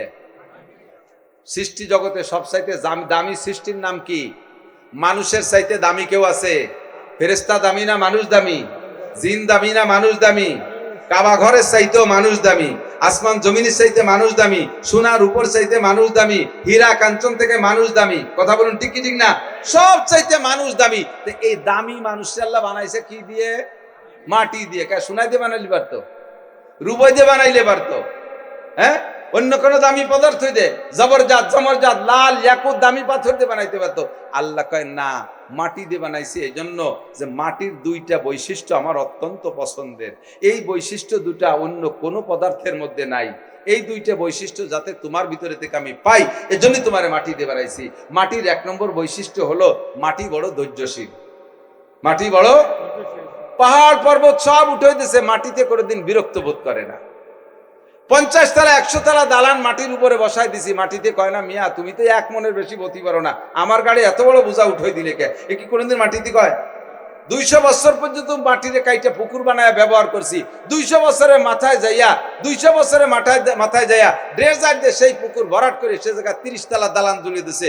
মাটিতে কোনোদিন কইছে মিয়া একটু বোধ পাও, একটু উমন পাও, এতদিন পর্যন্ত খুঁজে মুছে বই বানাইয়া মাছ গাছ ছাড়িয়ে খাইছো, আর এমনি একটু ভরাট করি তারপর আমার 30 তলা দালান উঠে দিছো। তুই কয় কোপ খাতি মেরেছো, একটু দুটো কোপ খেয়ে দেখ। এ কি কোনোদিন মাটিতে কইছে? জীবন ভরে এর উপর দিয়ে হাঁটাচলা করি, মাটিতে কোনোদিন কইল না মিয়া আমি আর ভাত তলে থাকবো না, মাথার উপরে উঠবো, এ কথা কোনোদিন কই নাই। মাটির ভিতরে ধৈর্য আছে না নাই? 2 নম্বরে মাটির ভিতরে আর একটা গুণ আছে, সেটা হলো আমানতদারি। মাটিরে যা দেবেন তার চেয়ে বেশি দেয়। পেঁয়াজের বীজ 1 কেজি পেঁয়াজের বীজ বুনইতেন, মাটিতে 20 মণ পেঁয়াজ দেয়। 1 কেজি পাটের বীজ দেন, মাটিরে সে 20 মণ পাট দেয়। 1 মণ ধান বুনইতেন, মাটির ভিতরে সে আপনারে 100 মণ ধান দেয়। কথা বলুন ঠিক কি ঠিক না? একটা আমের আঠি দেন মাটিরে, সে আপনারে বিশাল একটা গাছ দিয়ে 50 বছর হাজার হাজার আম দেয়। একটা নারকেল দেন মাটির ভিতরে, সে আপনারে 50 বছর কত শত না নারকেলের ডাব দেয়। মাটিরে যা দেবেন তার চাইতে বেশি দেয়। মাটির মধ্যে আমানতদারি আছে, মাটির মধ্যে ধৈর্য আছে।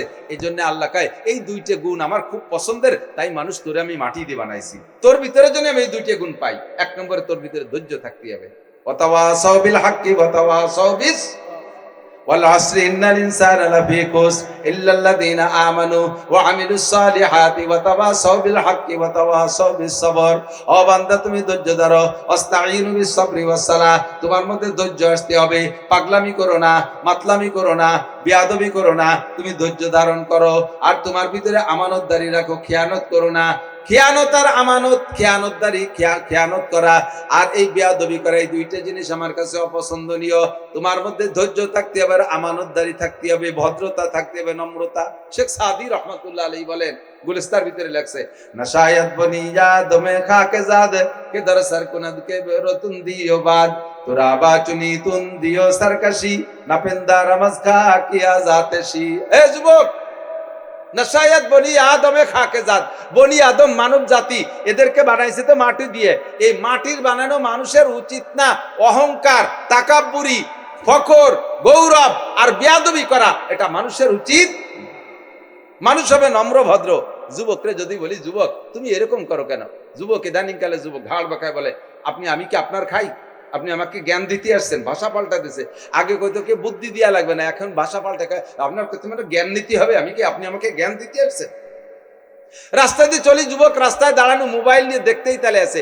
আমরা গাড়িতে হরেন দেই, তাও সরে না। কাছে যে বলি বাবা একটু সরে দাঁড়া, ভাই এত ব্যস্ত হয়েছেন কা, দাঁড়ান আমি মোবাইল দেখতেছি। শেখ সাদি বলেন, তুরাবা চুনিতুন দিও সরকাশি, তোমার এই বেয়াদবি আর গুস্তাকি দেখে আমার মনে হয় না যে তুমি মাটির বানানো আদম সন্তান, বরঞ্চ আমার মনে হয় তুমি আগুনের বানানো শয়তানের বাচ্চা, শয়তান। তুরাবা চুনিতুন দিও সরকাশি নাপেন্দা রমজ খা কিয়া জাতেশি, তোমারে মাটির বানানো মানুষ মনে হয় না, তোমাকে মনে হয় যেন আগুনের বানানো শয়তান। নম্রতা, ভদ্রতা, এই আদব লেহাজ এগুলো খুব অভাব হয়ে গেছে। আমরা আগে খেয়াল করেন, মুরব্বীরা সাক্ষী দেন, আপনারা যখন স্কুলে পড়েছেন, আপনারা আরো উচ্চ শিক্ষায় শিক্ষিত, আমরা মাদ্রাসায় পড়েছি, প্রাইমারিতে মাদ্রাসায় চলে গেছি। মাদ্রাসায় যাইয়া 1 জামাত উপরে যে ছাত্র ভাই থাকতো, আমার 1 ক্লাস উপরে 1 বছর সিনিয়র, তাকে উস্তাদের মতো সম্মান করতাম।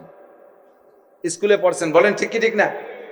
আমরাই জামাতখানায় 1-2 জামাতে পড়ছি, দাওরার জামাত, মেশকাতের জামাতের ছেলেদেরকে সম্পূর্ণ উস্তাদের মতো মনে করে তাদেরকে ভয় করে এড়াই চলতাম। স্কুলে ক্লাস 1-2-তে পড়ছি, 5-এর ছেলেদের কাছেও যাইতাম না, তারা বড় ভাই, তাদের সম্মান করতে হবে। আর এখন ক্লাস 4-5-এর পোলাপান 8-9-এর ছেলেদেরকে প্যান্ট খুলি নিয়ে যায়, তাদের লুঙ্গি ধরে টান দেয়। বেয়াদবি বাড়ছে কি বাড়ে নাই? এই বেয়াদবির জন্য তোমার মানুষ দিয়ে বানাই নেই, মাটি দিয়ে বানাই নেই, তোমার আদবের জন্য মাটি দিয়ে বানানো হয়েছে। আল্লাহ তাআলা আমাদেরকে সকলকে এই কথা স্মরণ রেখে মাটির থেকে সৃষ্টি, মাটির মধ্যে যেতে হবে, আবার মাটির থেকে উঠানো হবে, উঠাইয়া ফাঁকা মাঠে ছেড়ে দিয়ে বলা হবে যাও তুমি যেদিক খুশি সেদিক চলে যাও। এমন নয়, লা তাজুলু কদমা ইবনে আদম হাত্তা ইউসাল আন আরবা, 4টি প্রশ্নের জবাব না দিয়ে যাইতে পারবেন না। 1 কদম আপনাকে সামনে বাড়তে দেওয়া হবে, উঠান তো আল্লাহ উঠাই ছাড়বে, উঠাইয়া আবার আল্লাহ সামনে দিয়ে ফাঁকা ছেড়ে দেবে না যে যেদিক খুশি সেদিক চলে যাও। আপনাকে 4টি ইমিগ্রেশন আছে, 4টি ইমিগ্রেশন আছে। বিমানে উঠতে যেমন 4টি ইমিগ্রেশন আছে।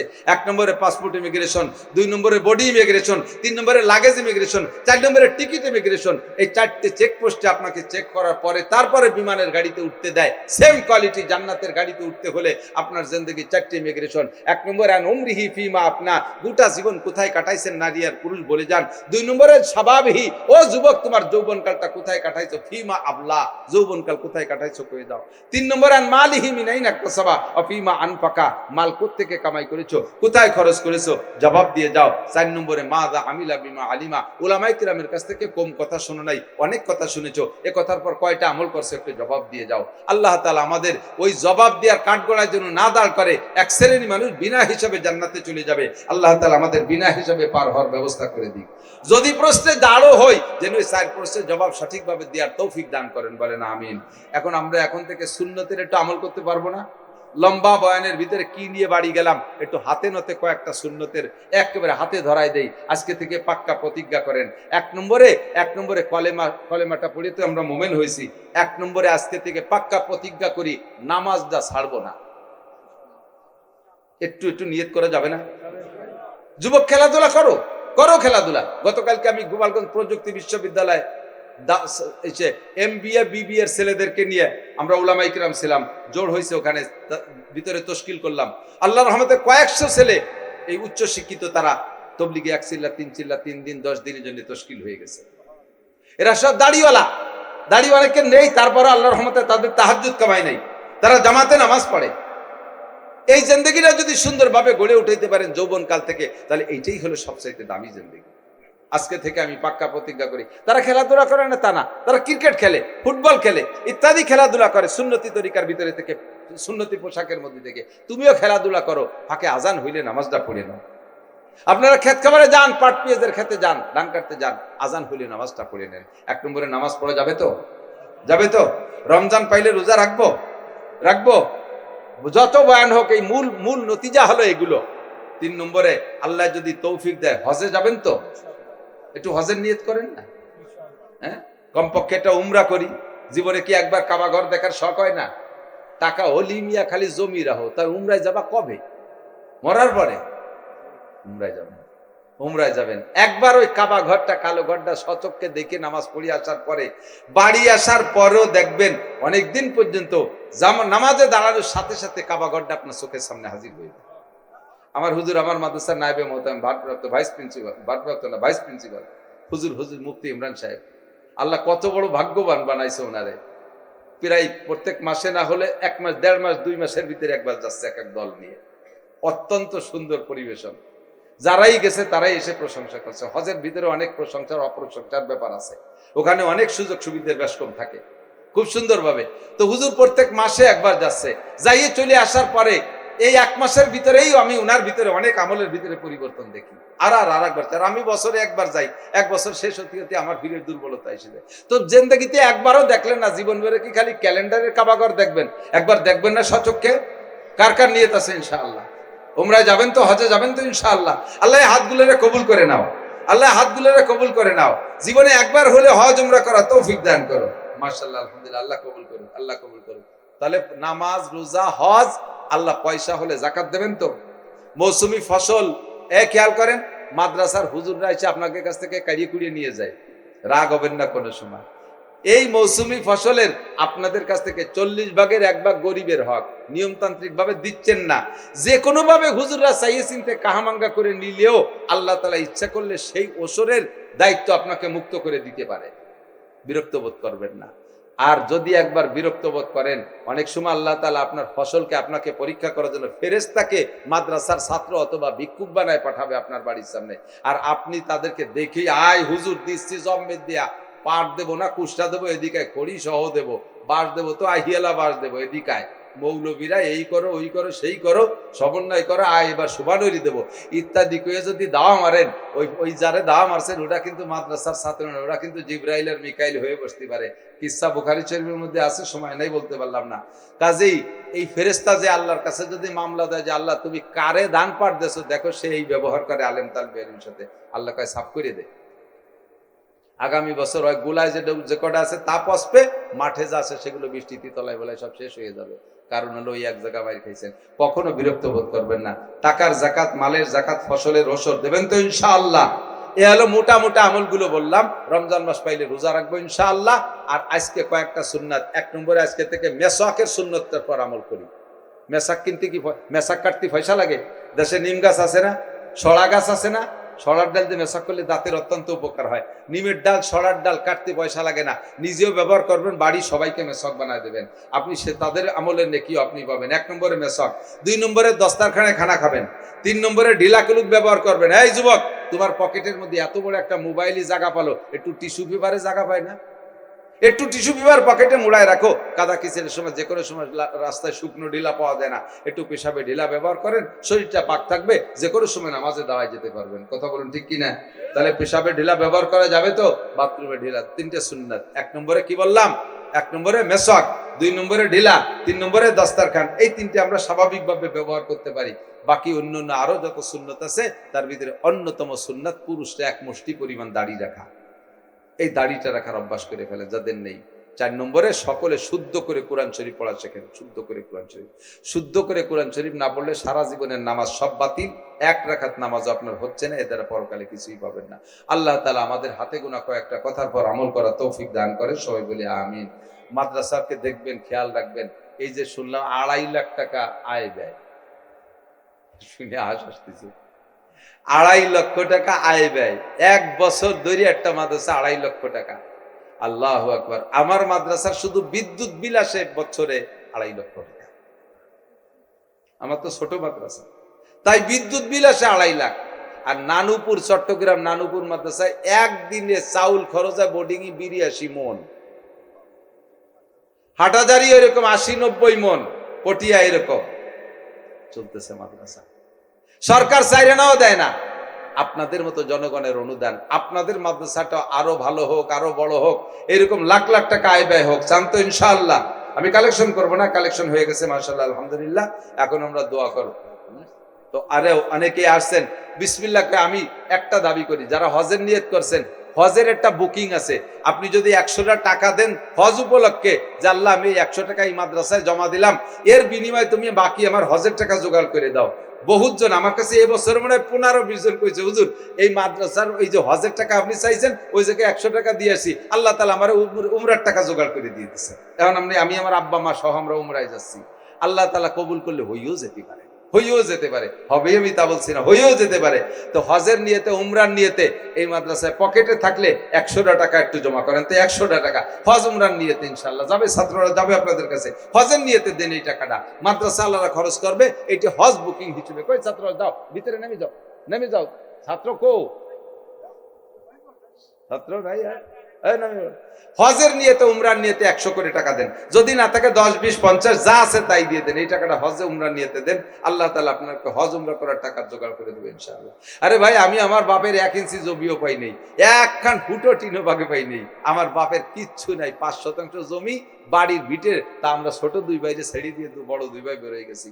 আল্লাহর রহমতে 6-7 বার নিয়মতান্ত্রিক হজ উমরা করছি, ছেলে পেলে গেদেও করাইছি। আল্লাহ যদি কবুল করে, তৌফিক দেয়, পয়সা আল্লাহর হাতে। কথা কোন ঠিক না? ব্যবস্থা আল্লাহ করতে পারে কি পারে না? সারা জীবন ধরে তামান্না ছিল মক্কায় যাব, বিমান কি জিনিস তাই চোখে দেখবো, তাই ভাবতে পারি নাই। আল্লাহ তাআলা কতবার যে উঠায়, আলহামদুলিল্লাহ।